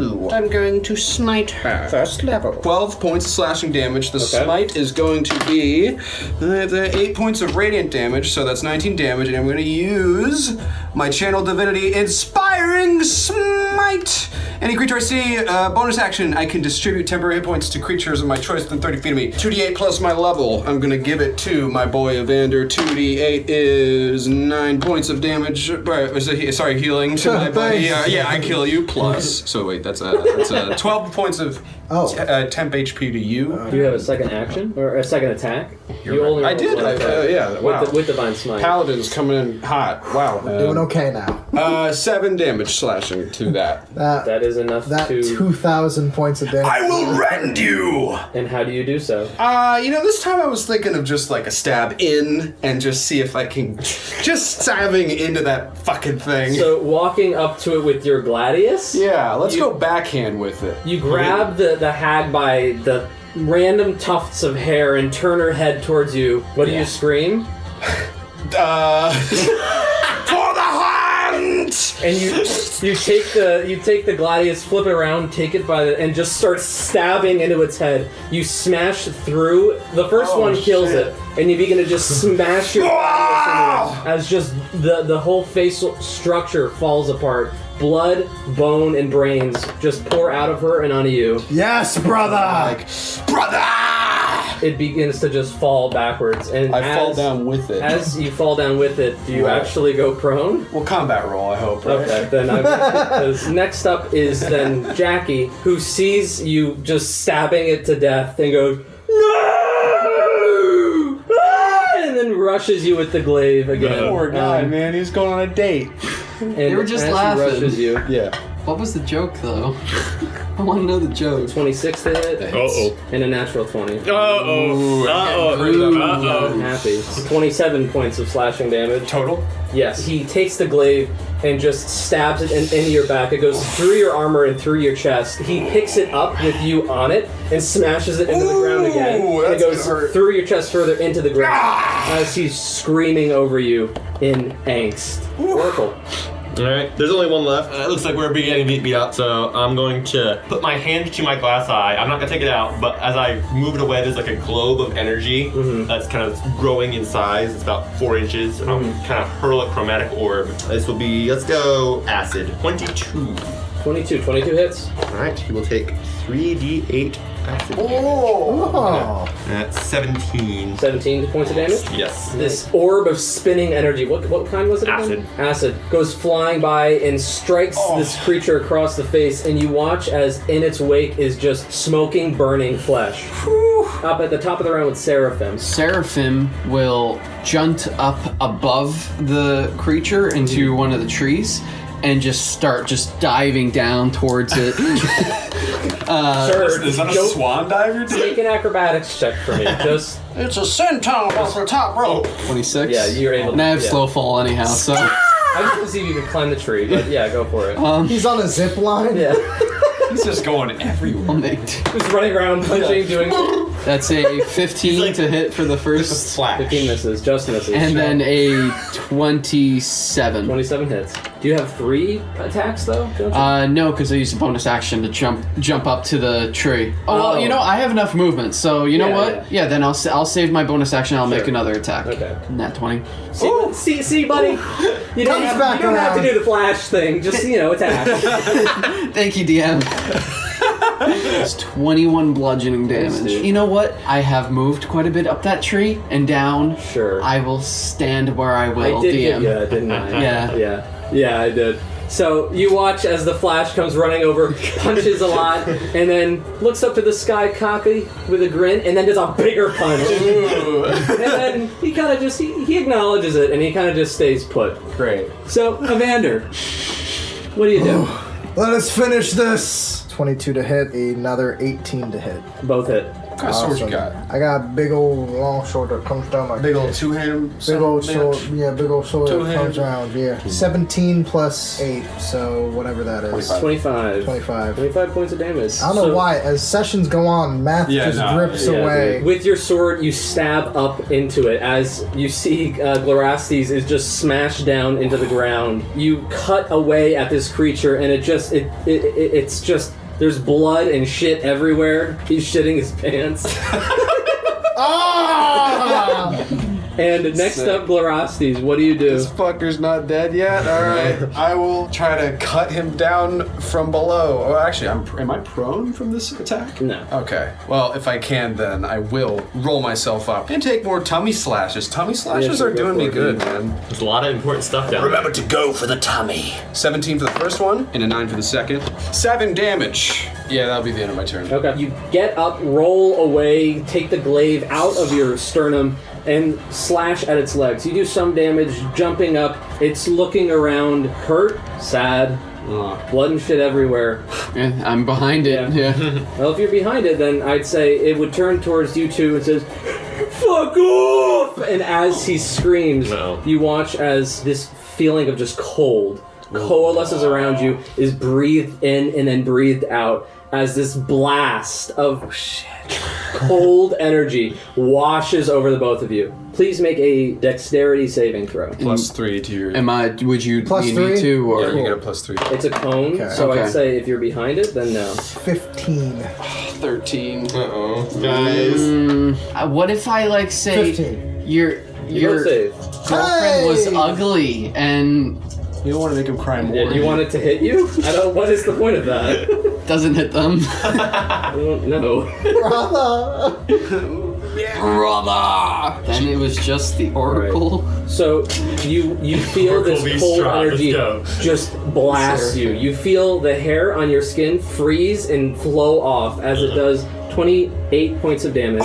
Reduced to half because both of you saved, so wow. 14. Wow, that was a... Ooh. Holy shit, dude. Zoink a boink. You're both up? Yeah. As this blast just goes Temporary away. hit points. He turns, he looks at both of you and says, he turns, and he's gonna run. Attack of opportunity. Take your attack of Take this bitch out. We look at each other. all grabbed their Can I have the last attack of opportunity? Sure, bud. All right. 12. 19. 19, 12, yeah, 12 doesn't hit. 19 25. hits. 25 hits. All right. So that is going to be a whopping altogether 10 points of slashing damage from me. 10 points. 7 bludgeoning damage. 7, okay. So you watch as he turns and starts to run, as both of you slash, one of you slashes, one of you punches. You are able to nick him, and then you watch as he begins to just go up into the air and starts to fly. I would like to mirthful leap after him. Sure. We'll get there, though, because next up is the Oracle. Okay. I can do a standing jump 8 feet. Let's do this, bitch. He's not transforming? No, he's beginning to, he's flying. Butterfly in the sky.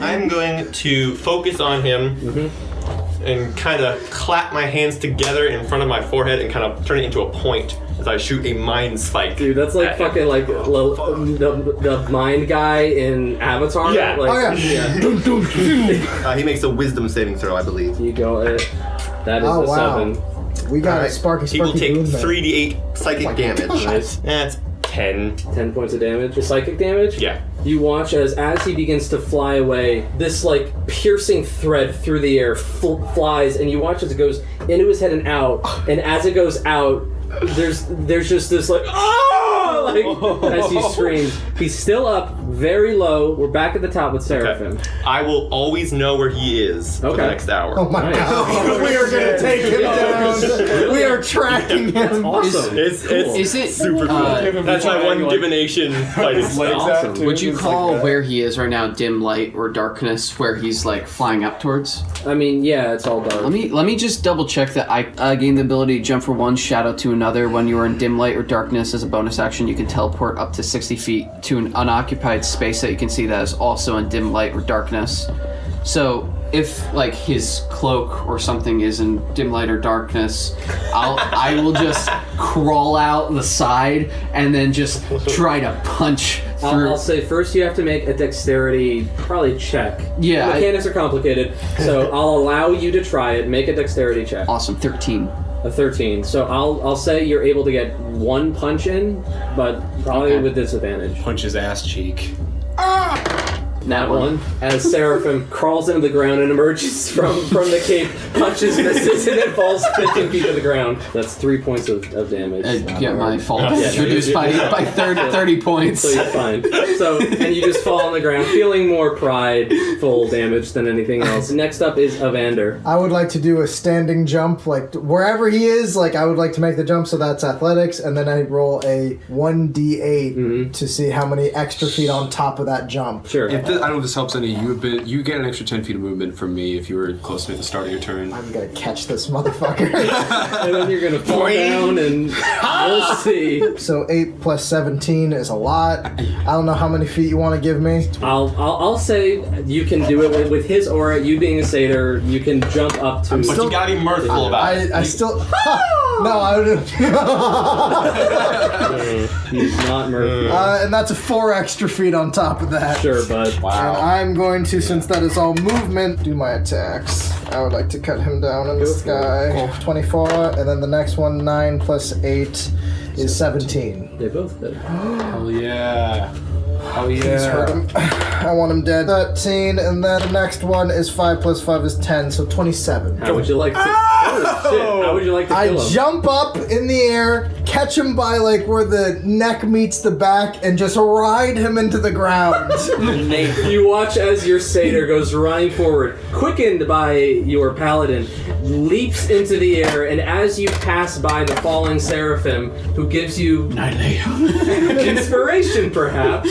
You watch as he jumps up, grabbing the sword with both hands, and just stabs cleanly through, and they plummet to the ground, rocketing down and smash into the earth. There's an eruption of stone and dirt as this thing is now just stabbed to the ground, dead. You watch as the back of its head shattered on impact, and there's just blood that's just seeping out. The coffin was a promise, not an answer.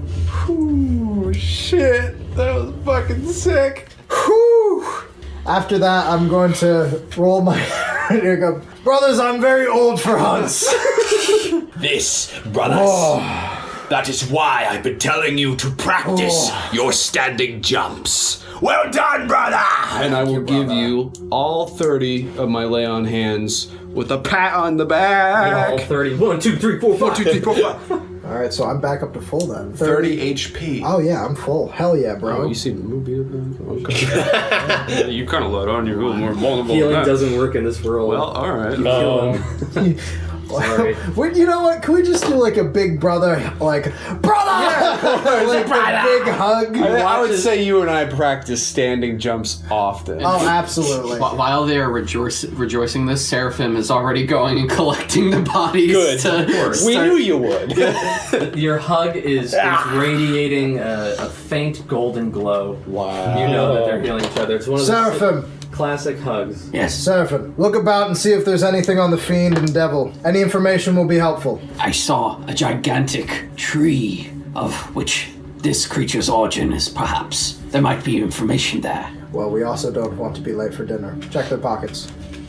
I will just rummage and look through. Make an investigation check. Oh shit, man! I'm out of spells here. Natural 20. Natural 20. Which body would you like to do first? Of course, the large hag. I think that's probably most interesting with all the stuff sticking out of her body. Going over to the hag, her body is kept mostly intact. It was just her head that was destroyed. Her back is like a backpack filled with just shit. You get the sense that she is very old. Kind of combing over her, you pick up probably around like 10 gold or so. There's nothing else that you really find in her body that's of interest. Going back over to her boyfriend, Jackie, the body is really fucked up. He has no shirt on, but looking through his pants, you find a crumpled up note.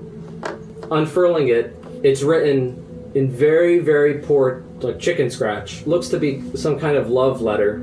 There's a lot of scratches out, and it looks like he was composing something to Ellie. It reads, "Your hair is like flowers that are picked from a cemetery that is very pretty, and I want to kiss you.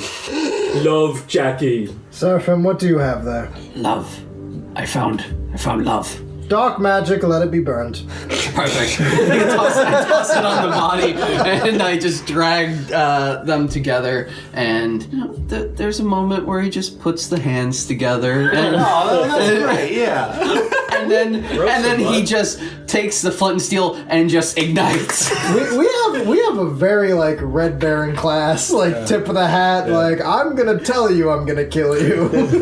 I'm gonna cure wounds at 2nd level on myself. As the bodies burn in the ritual, you did it. You killed the hag. What are you gonna do now? After it's done burning, I scoop up 2 more handfuls of the ashes and I sear 2 more handprints onto my body. Nice.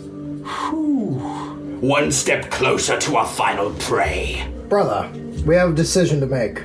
We can head look through her stuff in that tree, which probably will be trapped, or we head back to town and wait for him there. What good is it to explore the evil machinations of this bitch? I too agree. This bitch is not worth our fucking time. This is like a Greek myth. Brother. This bitch is not worth our time. How? I could scout. I can climb that tree. Brother, do you feel comfortable going out there as we head back to town to prep? Perfectly comfortable. It's all part of the hunt. Nylea will guide me. Oracle, do we have your blessings in this plan? Wait. I must remain here for some time. Do you see blessings in my future in that tree, Oracle? Lots of blessings in the tree. The oracle kind of falters. There are many shadows in the tree. I will switch them out and illuminate Nylea's onto the shadows. It seems like I'm trying to cast a spell during this whole conversation, so I'm kind of distracted. You're like waving them away. Right. So you're staying, you two are going back, and you're going, like, 2 miles away to the tree. Yeah, I can move every 6 seconds around. Well, I was expecting to take the Oracle with me as well. I'm remaining here. I'm muttering to myself, and my milky eye kind of twitching around. Okay, so I say we stay with You the know that Oracle. you have less than an hour. Yeah, this will take me about 10 minutes. So it will take me around 186 seconds to get to that tree if it is a mile away. As you take off, running as fast as you possibly can, knowing that midnight nears, your quarry, your ultimate prey, is nearby. This hunt has been christened twice now. Blood satisfied you, and it satisfied Nylea.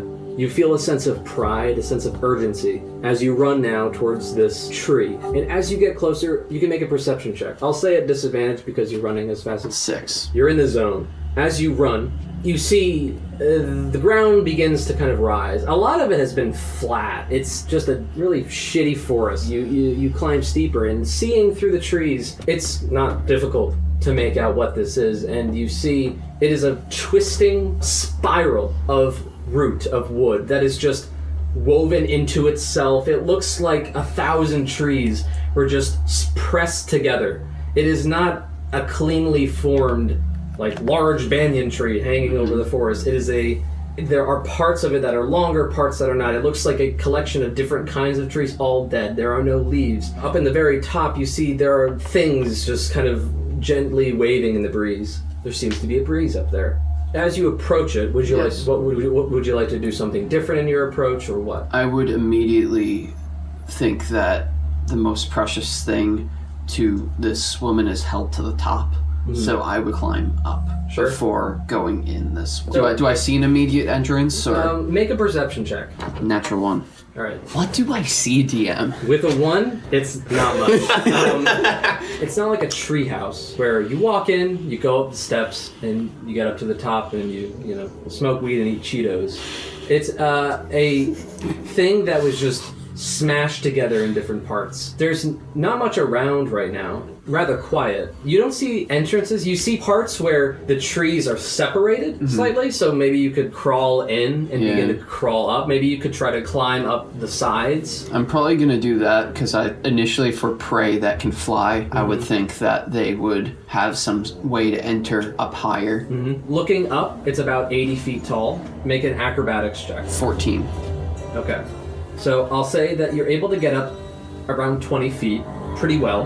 Now, what's your total movement speed? 55 movement feet per second. So that's 18. 18, you're able to get it up another, I'll say, probably 30 feet. So with one more push, you're probably going to be able to get up to the top. 26. Yeah, so as you climb up, getting up towards the top, the things that were hanging from branches, fluttering in the breeze, and you feel now a very slow breeze passing through, making the different branches clack together and such, and actually kind of nice. It's not as stale up here. It's stale air blowing through, but it's at least a breeze, and it's nice.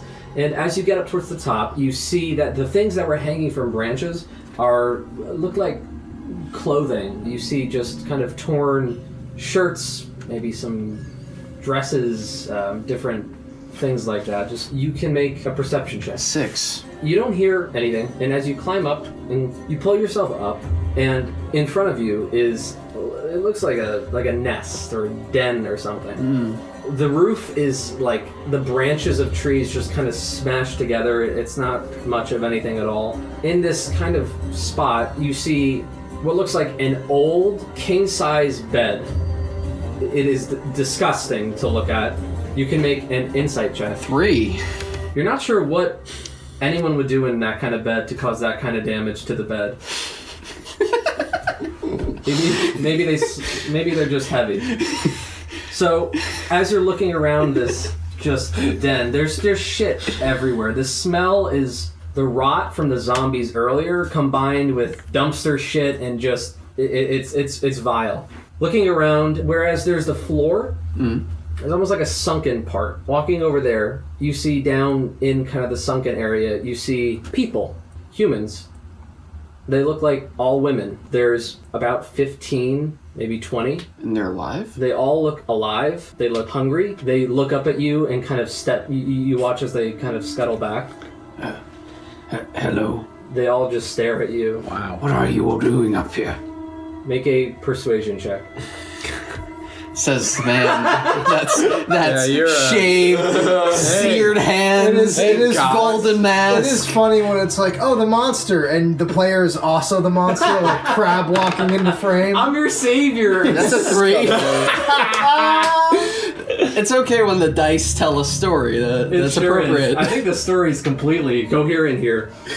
They all stare at you, silent. Nylea, is this what you wanted me to find? They look absolutely frozen in fear. Would you out of your cages, little birds? You notice there's no cage. They're just 80 feet up in the air. It's 80 feet tall. The implication is, what are they going to do? You would like to go down? They're just staring at you, and one kind of slowly stands up, and you see she has like a chair leg in her hand, and says, "Who are you? Are you with them? The hags? They're dead. You killed them all? The big barrel-chested one and the lumpy woman. Do the others know? Others. As in... The court? All of them? No, there's a court. What's a court? Can we leave? Is he here? Are you with him? Him. The Lord. Strahd! He sent you? I get up on 2 legs and I spread out my arms and I say, I am one of the Doomwoken of Nylea, and we will be guided to hunt the stars. And then I curl back down. Would you like to leave now? As soon as you tell me more about Sir Strahd. He is everything here. He's the land. He's the mist. He carries a terrible burden, and he is beset on all sides. His will not be defied. He is the Lord here. That's such an interesting prey. Please, can we just go? I'm not keeping you now. Yes, of course. Thank you for the information. Scuttle, scuttle, scuttle, scuttle. So you leave? Yeah, I start retracting and start Retracting? going and going back and word. So as Seraphim retracts, So actually, the thing about us is you're gone. You leave. If that's been 10 minutes, then I'll I'll kind say of... it's been 10 minutes. Okay. I'll kind of stop, kind of like jittering and kind of glance straight up, and like an image that's vaguely reminiscent of an eyeball will kind of like fly out of my head and up into the sky and then disappear. Okay. And Wow. That's just gonna Yeah. clairvoyant the area for a little while, so Okay. if Strahd happens to stop by and see our handiwork, we'll know. Okay, so you can, I guess, roll a perception check Sure. with it. So that's a 20. Nice. This divinated eye flies up into the air. Scanning around, you see very faintly a black thing just run out of the large tree and then down really fast.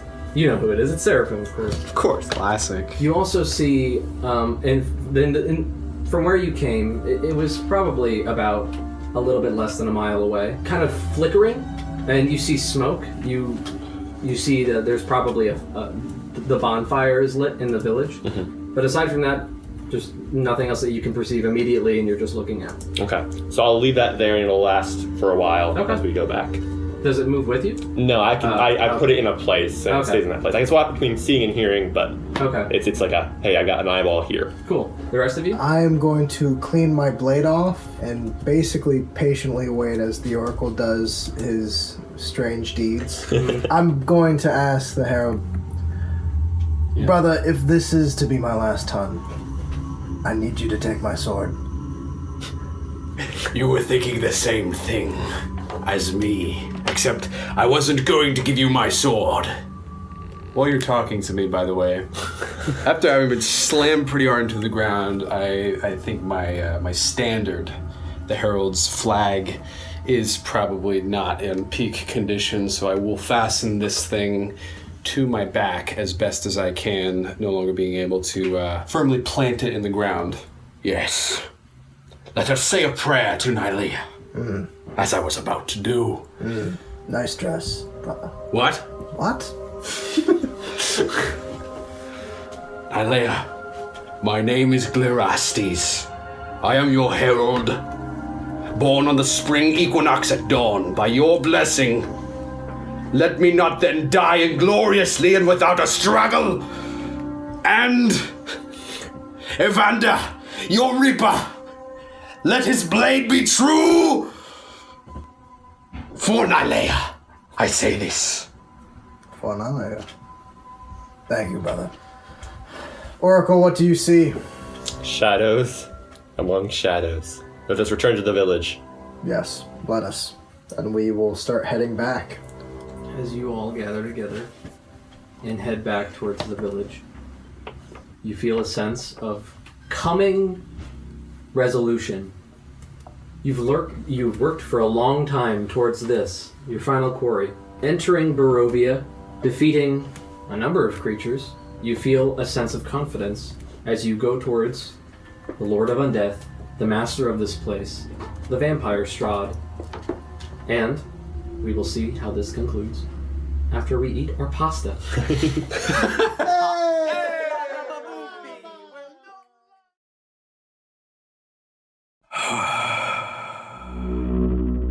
Heavy, formless fate, loathsome and despised, hangs near overhead. It pours about their eyes, it mangles them. Hold them further still in thy clement hands, O goddess. Behold, your threaded future rings true. Now, become as lords of smoldering death. These golden myrmidons have now come to smoke relentless hate upon that blackened, crimson god. I, my Nylea, see and guide them now as they skim nearest, yet the reach of orgastic woe, that they might break and banish this false crimson god and wrench from those hallowed halls the blood, the sin, and the fury.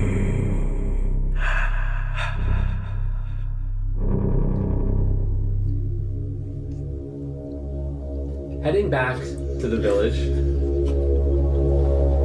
having slain a pair of lovers, having saved, a lot of people, all of you head back to the village.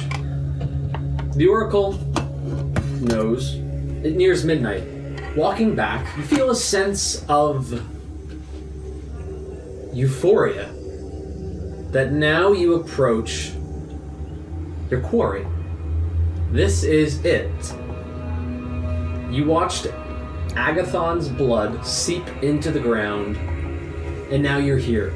And now you approach a hunt with a sense of finality, that there is some resolution ahead of you. Tragic, dire, cosmic, heroic, it is impossible to know, but it lies ahead of you.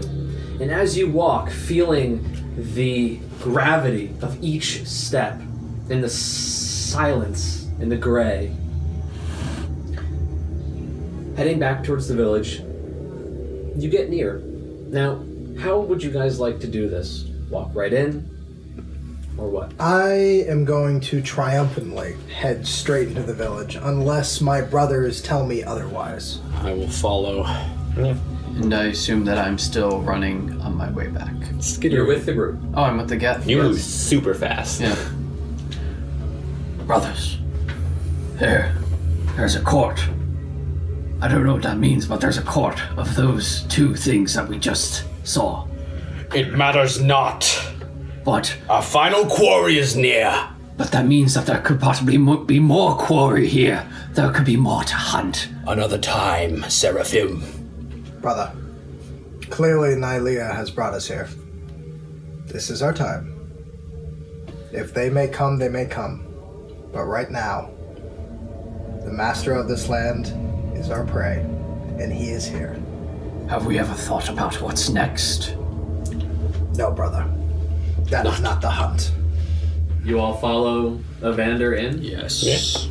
Walking in, you emerge from the woods, heading back along the path. You can make perception checks, please. That's a natural one, DM. 18. 12. 8! Evander and Seraphim, you continue plunging into the heart of darkness. Now, the Oracle and Lysander, is that it? Glarastes. That's okay. Lysander. I mean, that's pretty cool. That is a Greek Shakespeare character. So. Oh, okay. The both of you see the body of Edgar, the werewolf, torn in two. It's off to the side in just the mud. Continuing forward, you hear a fire, kind of like the silent roar of a fire. You hear the flickering of wood cracking, and as you step into the village, you see the table before you is laden as it was, and there's the bonfire is raging. Near the bonfire are several dead ogres, and there's a few bodies around the place. There is a well-clad warrior that is dragging one of the bodies into the bonfire.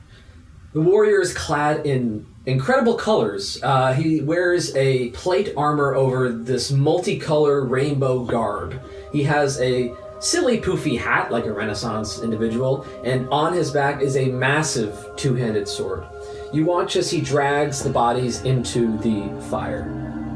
And looking around, you can make another perception check. 8. 23. 14! Looking around, it seems like most people have kind of cleared out, perhaps into their homes or elsewhere. It's hard to tell. But the scene in front of you there's a lot of carnage. You see on the far side, the church doors open, and stepping out of the church is an individual, average height, black hair that is clean and pulled back, down his shoulders. He wears a very beautiful tunic with a cape that flows behind him. His hands he wipes on a cloth. From this distance, maybe you can see, maybe you can't, but he throws the cloth away. He begins to walk towards the dinner table. You get the sense that he's perfectly aware of your presence, but he's not looking at you. He's just going towards the table. As he walks towards the table, what would you like to do? Hold, brothers. Let us see how he reacts. He looks over towards the warrior, the colorful warrior, and flicks with his hand. And the warrior finishes dragging one of the bodies into the bonfire and then walks off, leaving. He heads out into the woods. It is just yourselves and the vampire.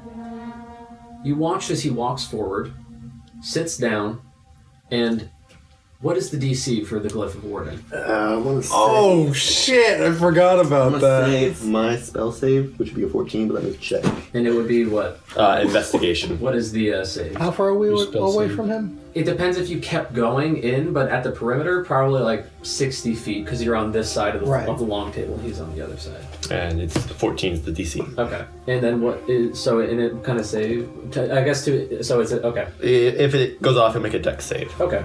You watch as he steps forward and looks down at the chair, and then he pulls it back, and he looks up at all of you. It was worth a shot. He seems... Make an insight check. Yeah. Dude. 13. It is impossible to read his face. 14, yeah. It is impossible to read his face. Natural 1. It is impossible to read his face. Impossible. Okay, at this point. Well, that's a 20. That is possible. So, looking at him, it's very difficult. You're not Very difficult to exactly read his sure face. what he is thinking, but he seems expectant. Are we close enough we can talk? Yeah. Strahd Von Zarovich, the Doomwoken of Nylea are here for your blood. Do not try to run. We will find you. Let us end it here. Forward, brothers. Why don't we sit for a minute? He pulls back the chair and sits down. So what does he have to roll? Dexterity saving throw. So that is a 17. Okay, he will make that, so he takes half damage. So it's still 5d8. Wow. That'll wake your doom. 31 half, so 15 fire damage. After saying that, he 20-foot radius pulls sphere. the chair back, sits down, and he is wreathed in flame as this glyph lights and explodes all in a minute. You see this explosion. Now, brothers! As the chair is blown to pieces and the end of the table erupts, as the smoke clears, he stands there staring at you. What do you do? I will charge this As will I. demon. We are not here to talk, Strahd. We are here to set you free. Roll initiative. 24. 18. 15. 5. Seraphim, you watch as this explosion occurs, shattering the end of the table, and reveals Strahd standing there, virtually unscathed, looking expectantly at you. And what do you do? I say, Strahd, you are the perfect prey of Nylea. Every way, you are perfect, but I will dismantle you. And I rush forward and make 2 punches, and then how far away am I? Like I said, you were around 45 feet away. Okay, so I rush up, and then I will use my bonus action, use a key to dodge, and ready myself for whatever attack he does next, but I'll do my 26. Go for it. So 16 points of damage. 16 points of damage. Right. If he tries to attack me, it's at disadvantage. So you run up and punch twice. I punch twice, and then I just step back about 10 feet, and I just ready myself for whatever might come next if he comes towards me. Just watching his every movement. As you run up, punch twice, and step back very quickly, you watch his body recoil slightly, and as you step away, he steps after you, walking in pace right with you, looking into your eyes, saying, "Why did you do that?" Using a legendary action. Uh-oh. Next up is Evander. He's 35 feet away. Okay. In that case, I am going to run up 15 feet, huck my second net. Go for it. There it is. Poor Strahd. With a crit fail. Oh, there it is. It just sails overhead. Damn! A good portent. And then I'm going to attack with my sword. Yeah, that's a 19 to hit. A 19 will hit. 13 points of slashing damage. 13 points. As I come in to cut him down. And as I cut him down, I will say... Pregnant every time I see her, yet she never gives birth. What is she? He doesn't... He's looking at Sarah. You're being ignored. And I am currently going, It's the full moon. Like, I get very annoyed. These jokes, these riddles are terrible. Wait, what? Oh my gosh. Never fucking guessed that. I would never have guessed that shit! I admit it's not the best one in the book, brother. Brother! Ah! I should have picked a different one, I know. As you yell that out, he, almost not hearing it at all, reaches forward and grabs your cheek softly and then goes in to bite you. Right. Wow. Goddamn, acquiesce. Disadvantage? It's a natural 20. Disadvantage. Oh, right. Yep. Oh, praise God. That is a Nylea. 23. Still hits, but it's not a natural 20. It's not all of your blood at once. No. I am dust. I am dust. From 2. And he dies. The day the flesh shapes, and the flesh the day shapes. His teeth sink into your neck. He does not suck blood. He only bites down and, with his hand still softly caressing your cheek, bites down and tears out Brother! tendon, ligament, bone, and blood as blood bursts out of your neck. As he steps back and looks back to you and says, Now can we please take a seat? How much damage was that? that was 19 points of damage. Next up is the Oracle. We'll go for the big shot while we got it. There will be no sitting. There will be no waiting. This ends now. And I'll do another mind spike. Go for it. A wisdom saving throw. That is a 24. Oh, Jesus. So is that half damage? Yeah, half damage. Okay. And I don't know where you are, so you can still disappear and turn to smoke. Which Nice. is what I was hoping would not... Not me, it's Strahd. Strahd too. Alright, 5 psychic damage. I'll climb on top of the far end of the table.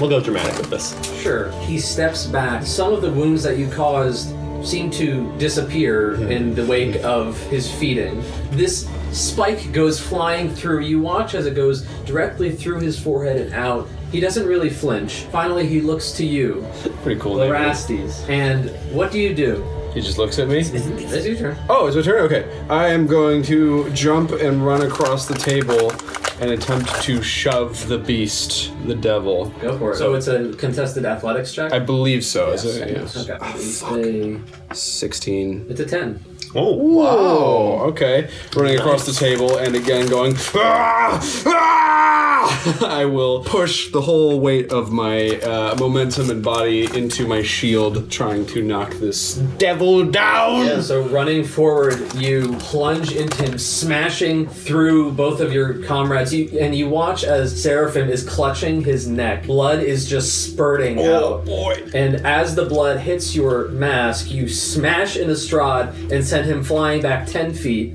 He lands on the ground. And I believe that's in place of one of your attacks. So he is prone on the ground. Yes, brother. I didn't actually do his turn, so we're just going to do it at the end. I fooled myself with the legendary action.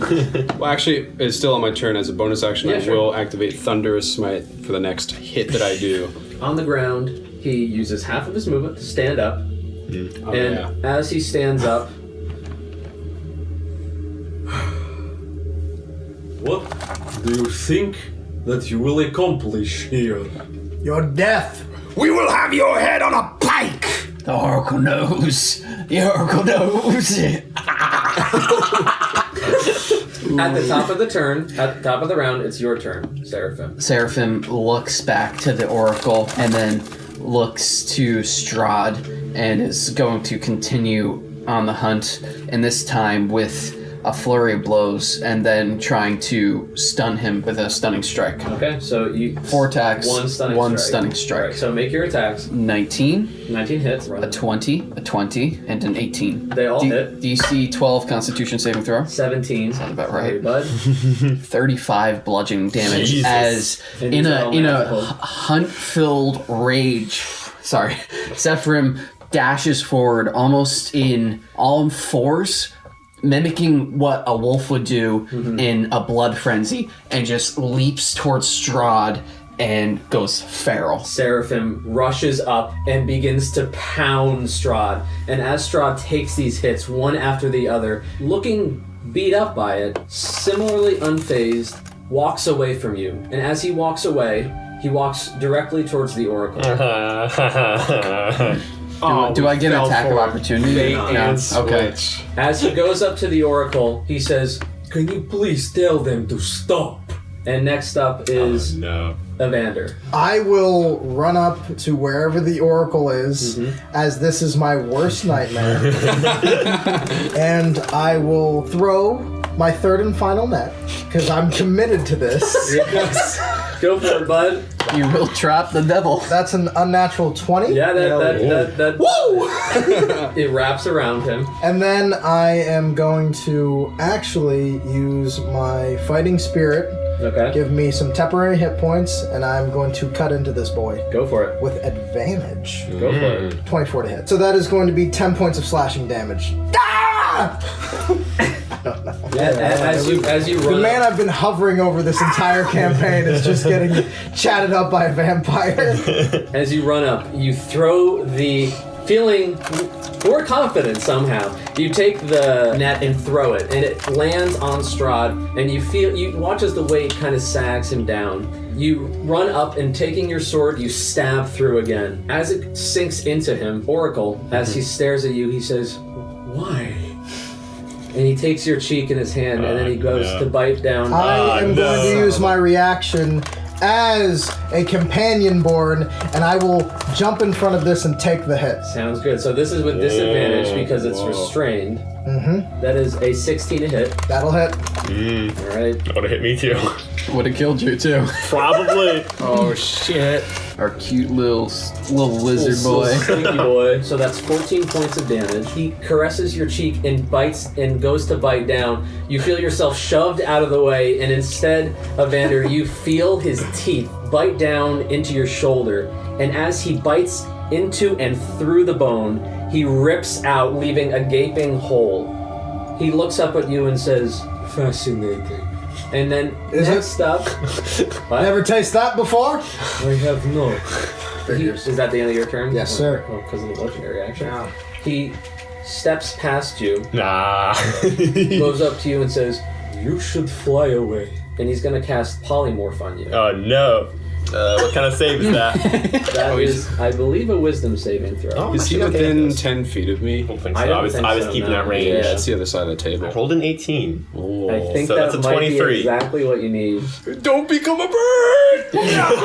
He feels himself morphing into a weasel. That is the Half exact animal. DC you needed. So Wow. as he takes his hand and puts it on your face, you feel the energy flow through it, and it smashes into you, and you're able to resist it, stepping back. You would have been better off. And then next up is you. Okay, cool. He's right here at my face. I might pull out that weird knife and stab him with it. Sure, You go have for it. advantage. He is restrained. I got a 16 though. That's what you need. Oh, cool. That's what you need, bud. device! Good thinking, Oracle! So yeah, roll this would be a D4. 2, and I have dexterity of +2, so 4. Nice. Stepping back, feeling weird. You take out the knife and plunge it into him, and as it sinks in, you watch as he recoils for the first time, and you see his stomach kind of like there's almost like a shudder.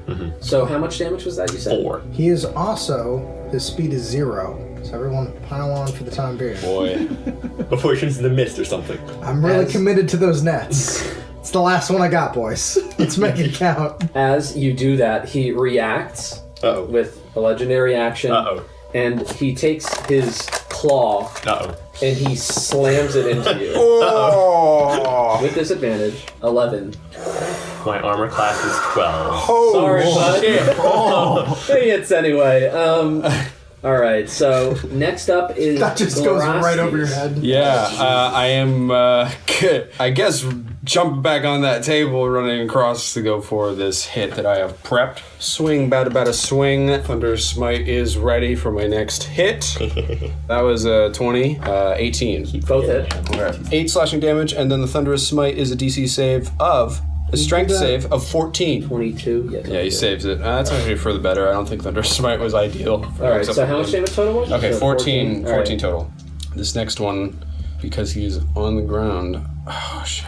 I'm gonna use a first level smite on this other attack that hit. Yeah, go for it. 10 slashing damage, 6 radiant damage. Alright, so 16. Oh, is this an undead? Yes. I get another D8 in there, so the radiant damage is actually 13 radiant damage. 23 total? Yes. Alright. Wailing on this netted beast. You just go in stabbing, and several hits. You watch as your blade just flashes as it just dispels this radiant energy into this thing. For all of the damage that you've done to it, it's phased from the dagger, but mostly fine. Then we are back up at the top with Seraphim. Seraphim's still in his frenzy. All fours, almost losing himself in this hunt, is going feral, specifically because Strahd is next to the Oracle at the moment, and is going to make 3 attacks. 12, 22 for the second. 22 hits. And then a 19 for the third. 1 hits. Right. 17 bludgeoning damage. All right. Seraphim is now like on top of the net, hovering over like a feral dog, beating down. As you're beating down, he seems distracted for a moment and just claws out to the side at you at disadvantage. 15 a hit. Does not hit. I'm 16. As he swipes, you sidestep it. We are Andrew's coming in clutch. Evander. I will continue to stab, wailing in frenzy as well. Go we for are it. all in a panic as the Oracle's life is in danger. That is a crit. Ho, ho, ho. Go for it, bud. A 24. So let's do that first crit. Do it. Roll the dice twice. Yeah, roll it. And twice, then yeah. add the modifier once. Yes. Okay. That is going to be 19 points of damage from the Sounds sword. good. And then 14. 33 points of me chopping at a vampire. You chop, and some of the wounds that were just cleaving through bone begin to heal over. And in that moment, he says, "Why can we not be reasonable?" And you watch as he transforms in that moment into translucence and mist, and Net falls to the ground, and he moves away. He moves 20 feet away in a cloud of mist. Next up is the Oracle. Realizing that I haven't played Being Blind for most of this session, I feel like it's very hard to even Daredevil sense a cloud of mist. That is true. So I really don't think I don't think he's dead? I don't think he's. Okay. I'll just kind of. Launch a fireball, dude. Foul beast! I'll just kind of look at my knife and kind of a confused glance. Where did it go? He turned to mist and went that way. And I will vaguely point. Because here's the thing. To me, you've never been blind. You've got divine senses. I'll just kind of look vaguely in the direction that sounds like your voice is directed. Yeah. That'll be my turn. I'm All right. So next up, Larastes. I'm gonna go to the Oracle and say, "Give me the knife!" Sure. I will grab it from him. I'm gonna say to whoever is nearby, "Protect the Oracle!" And I'm going run after Strahd and try to hit him with the blade. That'd be a 21 to hit. Oh. With the dagger? Yes. Yes. And then extra attack for this dagger, right? 15. What do I roll for the dagger? D4. It's a D4. Hup, plus my strength, so 7 damage with the dagger. Strong boy. So as you take the dagger and just plunge it through the mist, it stabs into something, and around it coalesces. You see as the mist kind of forms back together, the body of Strahd physically, with the dagger plunged into him. Does he seem at all perturbed by attacks done to him, or is it just the dagger? You can make an insight check. Yeah. 9. He seems less put together than he was initially, but... And he seems rather put together so far? Yeah. He seems, as far as I understand it, quite stoic. Yeah, there's not been a whole lot from him. Oh, shit. Okay. That's your turn? You know, in this moment, I'll wait until next turn, actually. Yeah, it's my turn. With his brow furrowed, he reaches forward again, grabs you harder this time, and then goes in to bite you. Everybody getting bit up here. That's a 27. Welcome to Strahd's. That's 17 points of damage. As once more he bites in and just rips out tendon, blood. It is a gory Neck wounds mess for of a everybody. neck. And then we're back up at the top with Seraphim. He just went 20 feet? Yeah. Like before, but this time running past. Seraphim is just going to reach out on all fours, and as he's running past, he's going to keep a claw out and just try to rake through Strahd as he runs past on all fours. Go for it. It's an 18 for the first one. 18 hits. A 23. 23 hits. 20. 20 hits. 27 bludgeoning Nice. damage. And this is all magical. Yeah, so. I know. Monks, Alright. Man, power Monks. And you just go past him, right? Yeah, I just So run. as you fly past him, And then throwing I punches- just turn around and like slide in the mud as my faceplate is just looking towards him with frenzied eyes. As he goes past you, Strahd looks to Glarasis and says, "Perhaps you then," and takes his claws and tries to stab them underneath your breastplate from the stomach. Oh shit. 12. Miss. Yeah. His hands find your breastplate and are rebuffed. My lamellar. Excuse me. Probably left a nasty bruise. No, it's only 12, dude. Next up is Evander. I am going to charge in once more and try to swipe at this guy. That is going to be 15. And then we have a lovely 11. You run in swinging, feeling the lack of your net, and you swing in, and he just raises his arm, and the sword hits against it twice, not doing damage. It is back to his turn. He kind of steps back. He looks over to you, Oracle, and says, "I did not want to do this." Kind of with his hand, swirls a small ball of hollow fire, and he sends it your way. So I'd like you to make a dexterity saving throw. No! Oh, That's a 10. Is this within 10 feet? No, he Fuck. put 20 feet away. I rolled an 8. You did a great job, Oracle. 17's Bro. my class power to not have to roll when it's clutch, and I keep forgetting to use it. I think I'm about to get fireballed. Has been using thought it was 4. your gifts from Nylea? oh! I have used mine. I haven't mine. used mine yet. All of you watch as this hollow ball of flame flies through the air, and as it hits into your chest, as you try to dodge out of the way, you watch as the blast is entirely just through you. This just cone of fire smashes through the Oracle. Are you down? I have 22 hit points. So that, I didn't tell you, it's 29 points of fire. I am down. It almost looks like his body was just incinerated. He falls to the ground, incapacitated. Is it death save time? Gonna be. It is, yes. Yeah. That's a 7. Failure number 1. Dun dun dun dun. The body of the Oracle on the ground kind of sputters. Blood spits out of his mouth. Next up is Glarasis. I will scream again, and I am willing to take an attack of opportunity to run to the Oracle and cast Cure Wounds. 8 HP. The pieces of himself that were incinerated and beginning to sag down in the lack of fleshy organs slightly comes back up. His body is not deflating as it burns up from the inside, and you open your eyes, glazed and glassed over. You're alive. Defend him, brother! Next up is Seraphim. Seraphim is Giving up. He's going to let out a baleful moan and just continue to get back on 2 legs and just get out, run towards Strahd, and just go for a drop kick. Go for it. Oh, that's my boy. 13 for the first, 13 for the second, 21 for the Let's say the drop kick. Yeah, the last 10 bludgeoning damage. Bludgeoning. Next up is Evander. At the sight of the corpse For a moment of the Oracle, I'm going to charge in, and I am first going to try to... Actually, no, I'm just going to slash. That is going to be an unnatural 20, 24. Both hit 14 points of slashing damage. The next one is 9 points of slashing damage. You will pay for what you have done here, Strahd.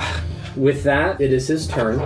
He begins to walk over towards you. You can take an attack of opportunity if you like. I would love to. 21. 11 points of slashing. 19. Yep, that hits. 10 bludgeoning damage. Come back here, coward. As he walks away, he goes and stands over you and says, "What are you?"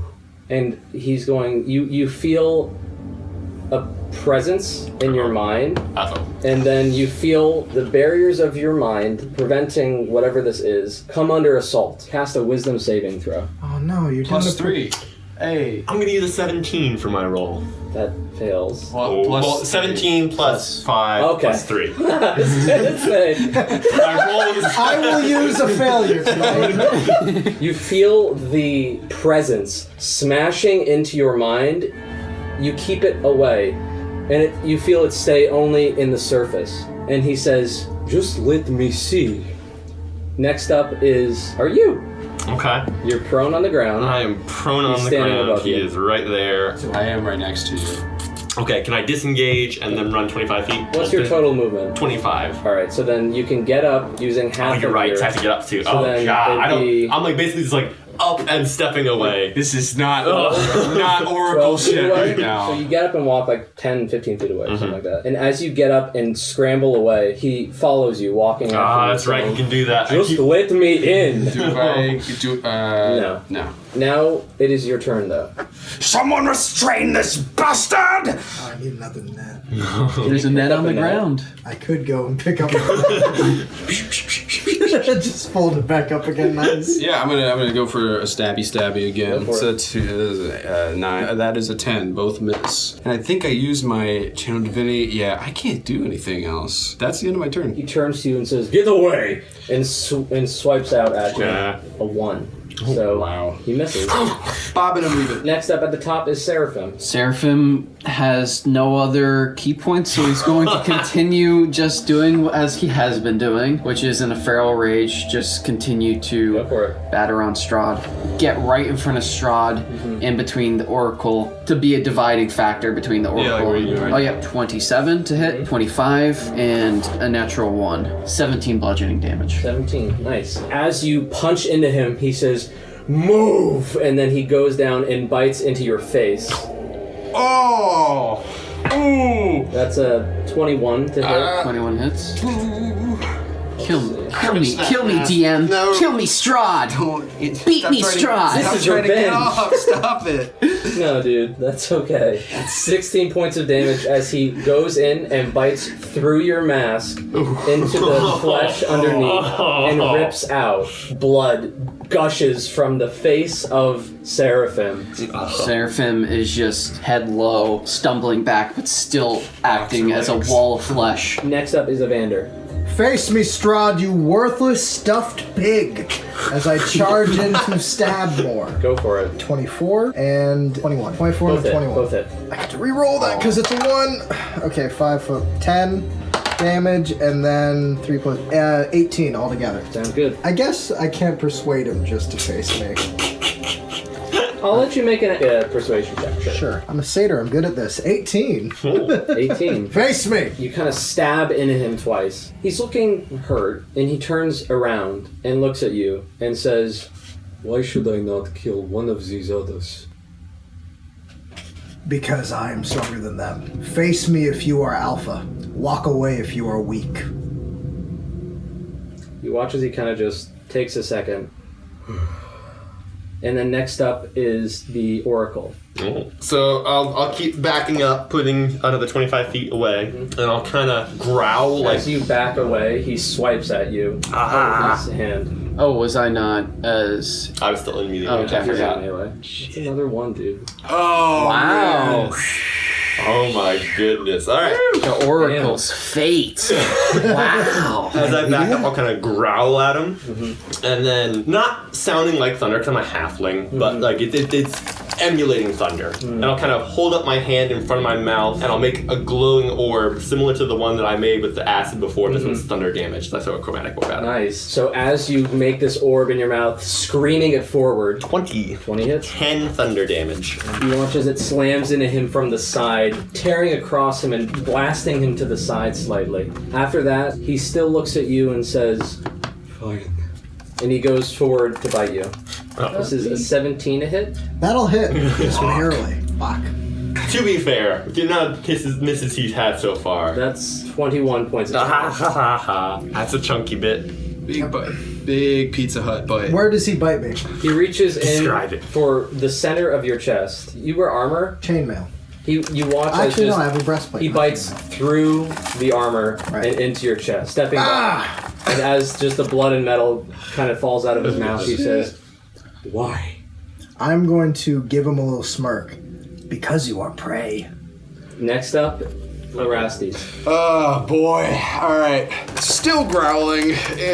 I will jump Strahd from behind as I assume he's facing my good friend. Yeah, go for it. The Reaper. Okay. Shit. Can I do anything else to make this better? Not really, man. We're all running out of stuff. We're out of shit. Don't worry. 25 to hit. And that's a miss for the other ones. 4 damage from the dagger. Nice. And I am actually going to toss the dagger towards Evander. I am going to toss the dagger towards you. Catch it. You watch as you stabbed in, the wounds that would have healed don't. The tendons fail to snap together again, leaving him in a wounded state. I will shout last thing, go, Seraphim, protect Atreus! And that will be the end of Lerastes' turn. Bringing us up to Seraphim. He is right in front of Strahd. He will sweep with the leg and then try to punch up and then roll back and stand in front of the Oracle. 22, a 19, and a 20. 24 bludgeoning damage as then Seraphim rolls on back and then just covering his face that is showing and just as blood is seeping out the side says, "Do not touch the Oracle." Next up is Evander. Fuck him, Evander! Fuck him! He looks rather wounded. I am going to, after catching the dagger, use second wind. God. Let's start there. And then going to make 2 attacks with the dagger that I've been given. Go for it. 10 hit points. That's fine. Not what I wanted. It's alright, bud. We're all dying here. And You got dagger. double digits. That puts you in the good I category. am going to then, afterwards, going to stab him twice with the dagger. Go for it. Twice with the dagger. Nylea bless the strike. Mowage. Mowage. So bring. And when I stab into him, I'm going to try to remember the time I killed my close friend with said dagger and mimic the action to the best of my ability. Go for it. Agathon's Get that anime flashback. That's a crit fail. Oh no! And that is a 13. Turns out, imagining traumatic moments in the middle of a fight is not useful. Call it into your mind and go, fuck! As you stab forward, your eyes bleary with blood and sweat. He steps out of the way and he looks at you and says, "Then I suppose we shall end this." Fine. And he is going to take 2 swipes at you. It's a natural 20. Oh! And that's an 18. Both will hit. Uh-oh. You had a good one, bro. It was almost an epic moment. Voiceless it cries, wingless flutters, toothless bites, mouthless mutters. What am I? Tostito pizza rolls. Yeah, dude. He stops for a second and looks at you and says, "Ineffectual." And he slashes twice, doing 28 points of damage. And we are still up! You all watch as Evander stands there and is swiped twice across the chest. You watch as blood and gore spew out from his chest, and he steps back for a second and then screams back. The answer is the wind! Magnificent! The Oracle is now up. Okay. How many points you got? I've got one more of those, man. Wow, that's pretty good. I have one more 5 temporary hit points. All right, Oracle, what are you doing? Okay, we'll just throw another sound orb at him. Go for it. I'm pretty smoldery. I can't really think of anything more Oh, that's a natural 1. Fire it as it goes flying by, almost hitting Evander, and then the monk. the monk sneezes twice quietly. As Strahd looks at you, still standing in front of him, bleeding and pretty yucky, he looks over and says, "Perhaps there is better way to hurt." And you're still next to him, right? I'm in front of the Oracle, so I flipped back and I roll back, and I'm just covering my face with a hand out towards Strahd. He is going to move towards you. Do I get an attack of opportunity? No, because this is a legendary action. Now, next up is Glirastes. I am going to attempt to grapple Strahd. I don't like the ominous move. Athletics check against him. Oh, that's a 14. That is a 14. Ah, Plus 4. shit! I missed him. Freaking vampire strength. That's the end of my turn. Looking at you, Seraphim, he's going to once more go in to bite your face. Seconds. That is an 8 plus 9, so 17. 17 just hits. Balls! I don't know if I'd be able to do this, but the Pie's protection, if you fail a saving throw, you can re-roll it, and you must use the re-roll. I'm wondering if this is probably the only chance that I get to be able to use this, if you'd allow me to use it for a re-roll. So a re-rolled attack roll? Yes, yeah. Sure, I'll allow it. You watch as he goes in to bite your face hole, seeking to make it a deeper face hole. And at that moment, I just start ripping the mask out of my skin and just staring at him as this ghastly white face that has never seen the touch of sun is just staring back at him. That is a 17 plus 9. It's almost beautiful. Oh, horribly beautiful. Oh, no. It's 17 points of damage. At that moment, Seraphim collapses in Strahd's arms. Seraphim falls. You don't fall into his arms. He goes in as you rip your mask off, and he bites into your face and just tears out most of the structure. You fall to the ground, 0 hit points, and killed in this way, you watch as Seraphim is no more. Oh. Oh shoot, 'cause it's a bite. It was a face bite straight to the core. No. You watch as Seraphim's body hits the ground limp. I let out a long brother! But it's not my turn, so who's next? I believe next up is... Yeah, I did. I tried to now grab we're it. up at Evander. Okay. Whoa, he's just dead. He's dead, yeah. Killed with the bite attack. I'm going to charge in after my companion who has just been killed, and also my companion who just gave Strahd a hug. And I am going to look. Harold, one of us needs to make it. Of course, brother. I'm asking you to leave after this. And then I am going to use my fighting spirit. Not grab that. I know. I figured. We're both the badass. You go, I'll hold them up. No, you go, I'll hold them up. It's for sure, dude. We're both going down. So I'm going to use my last fighting spirit for 5 temporary hit points and advantage as I attack with this dagger. Go for it. Okay, 16 plus 8, that's what? 24. 24 is 16. So 16 and 24. Roll the damage. That is 1 plus 5. So that is going to be 6, and then that is 4 plus 5, which is going to be 9. So 9 and Plus 6. You take the dagger Dexterous. in a rage, stab it through, and then pull it down. The hole that opens in Strahd's chest gushes with the blood of Seraphim. As the blood pours out, he looks at you and says, This did not have to happen. His blood is on your hands. This is the hunt. He died doing what he knew must be done, and you will be finished tonight, or we all go down.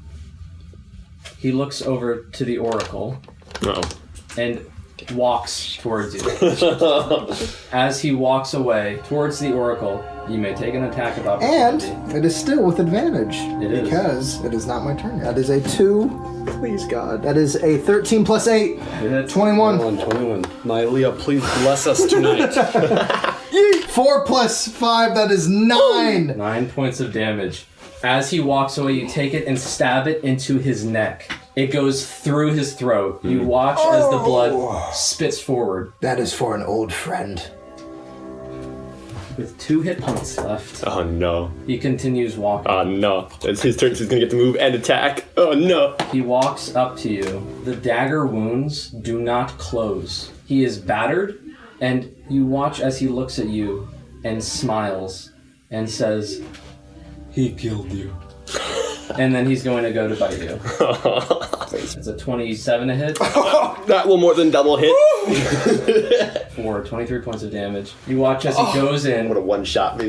bites into his face and tears. And as you watch as the face of your friend is torn into pieces, the body falls to the ground. He turns to you and just stretches out his arms. Next up is Glorastes. All right. Or Seeing Samurai. that Evander, the Horned Reaper, has the only effective weapon, the dagger Your weapon has been effective. Oh, well. Yeah, it's like a resistance thing. It's not immunity. Excuse me, Oracle, you're dead? Excuse me, Oracle? You're metaing? Monk? You're metaing the meta. Yeah, both of you. I am going to run up to him in a wild rage, in a sort of ferocious brother grumble that I cannot replicate in actuality. I am going to push forward, plant my feet low, and using the momentum dragging the sword with a wide swipe. Go for the fucking face, actually, not the tummy. for it. First one to hit is not gonna hit, that's a 9. I will return 9 misses. form and go again. Fuck. 12. Alright. Is guiding bolt's a full action? It is. Fuck. What else do I have? Let me just check my shit. Let me just check my shit here. Fuck.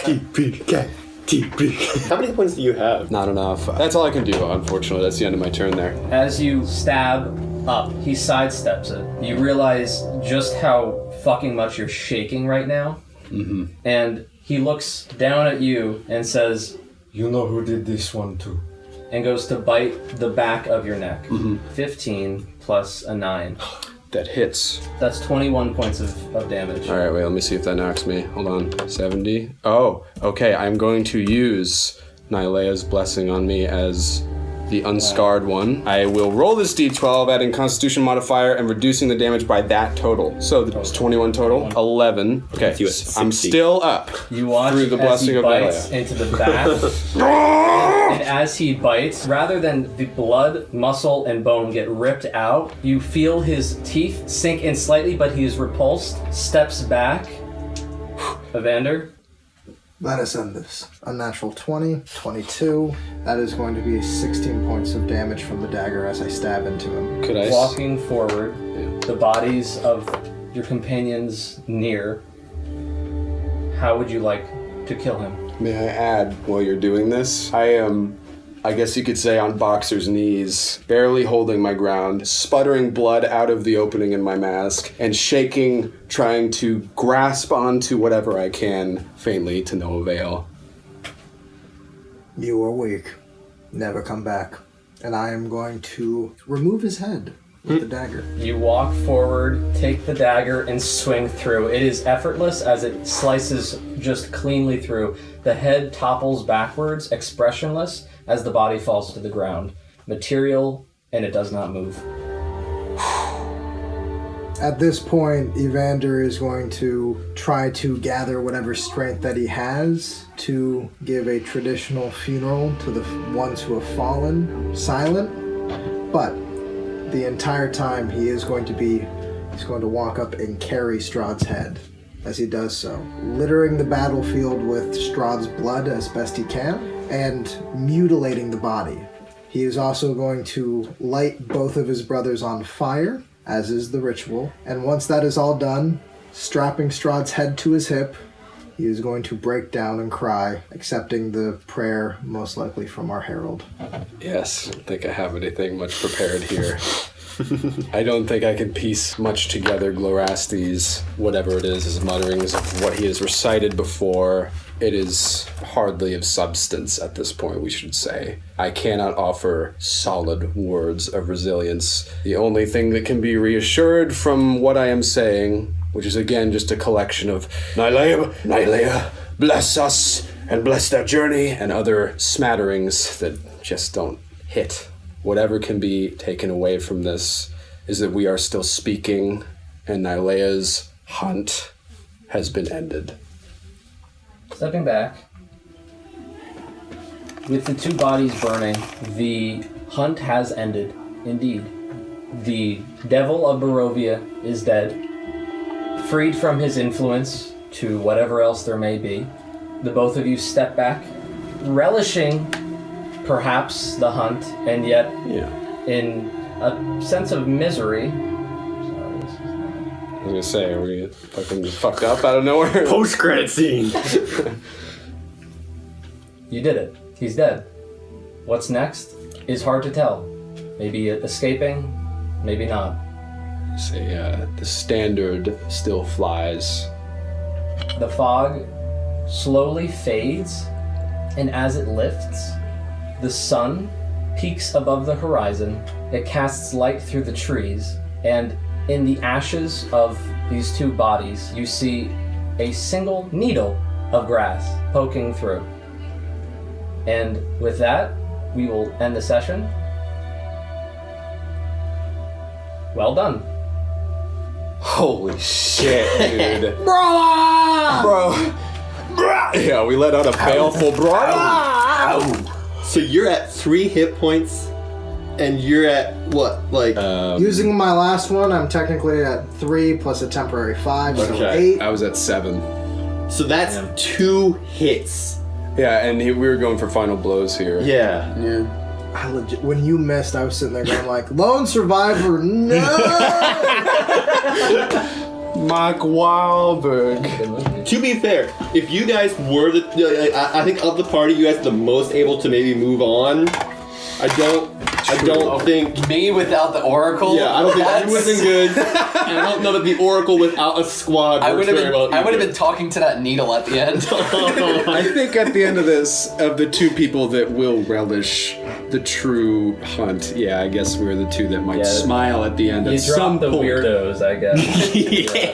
I don't know, Sierra was pretty cool. Unsierra was our boy. So was, Seraph. Yeah. He was fast. Like he was, a little. Evander is definitely going to be sad. This was supposed to be his last hunt. Yeah, dude, you gotta take. You probably gotta take the place. Either you or me gotta take the place as the fucking elder, right? Yeah. Shit. Let's wrestle. The boys just... I beat the shit out of you. I'll just look over and just be like, that chess game counted for this. You guys play the game, board game? Give each other a hug, little cheek kiss. Well, that was fucking awesome. Yeah, that was... You want to give a DumpStat goodbye? I don't know. Thank you all for listening. We love you very much. Please go to our Patreon. Thank you, John, for DMing. Thank you for all of you for playing. Thank you for listening and sharing our Halloween with us. And how many beers does it take to kill Strahd? Just 2, apparently. That's a bit depressing. Hail Nylea, everybody. Hail Nylea and the Doomwoken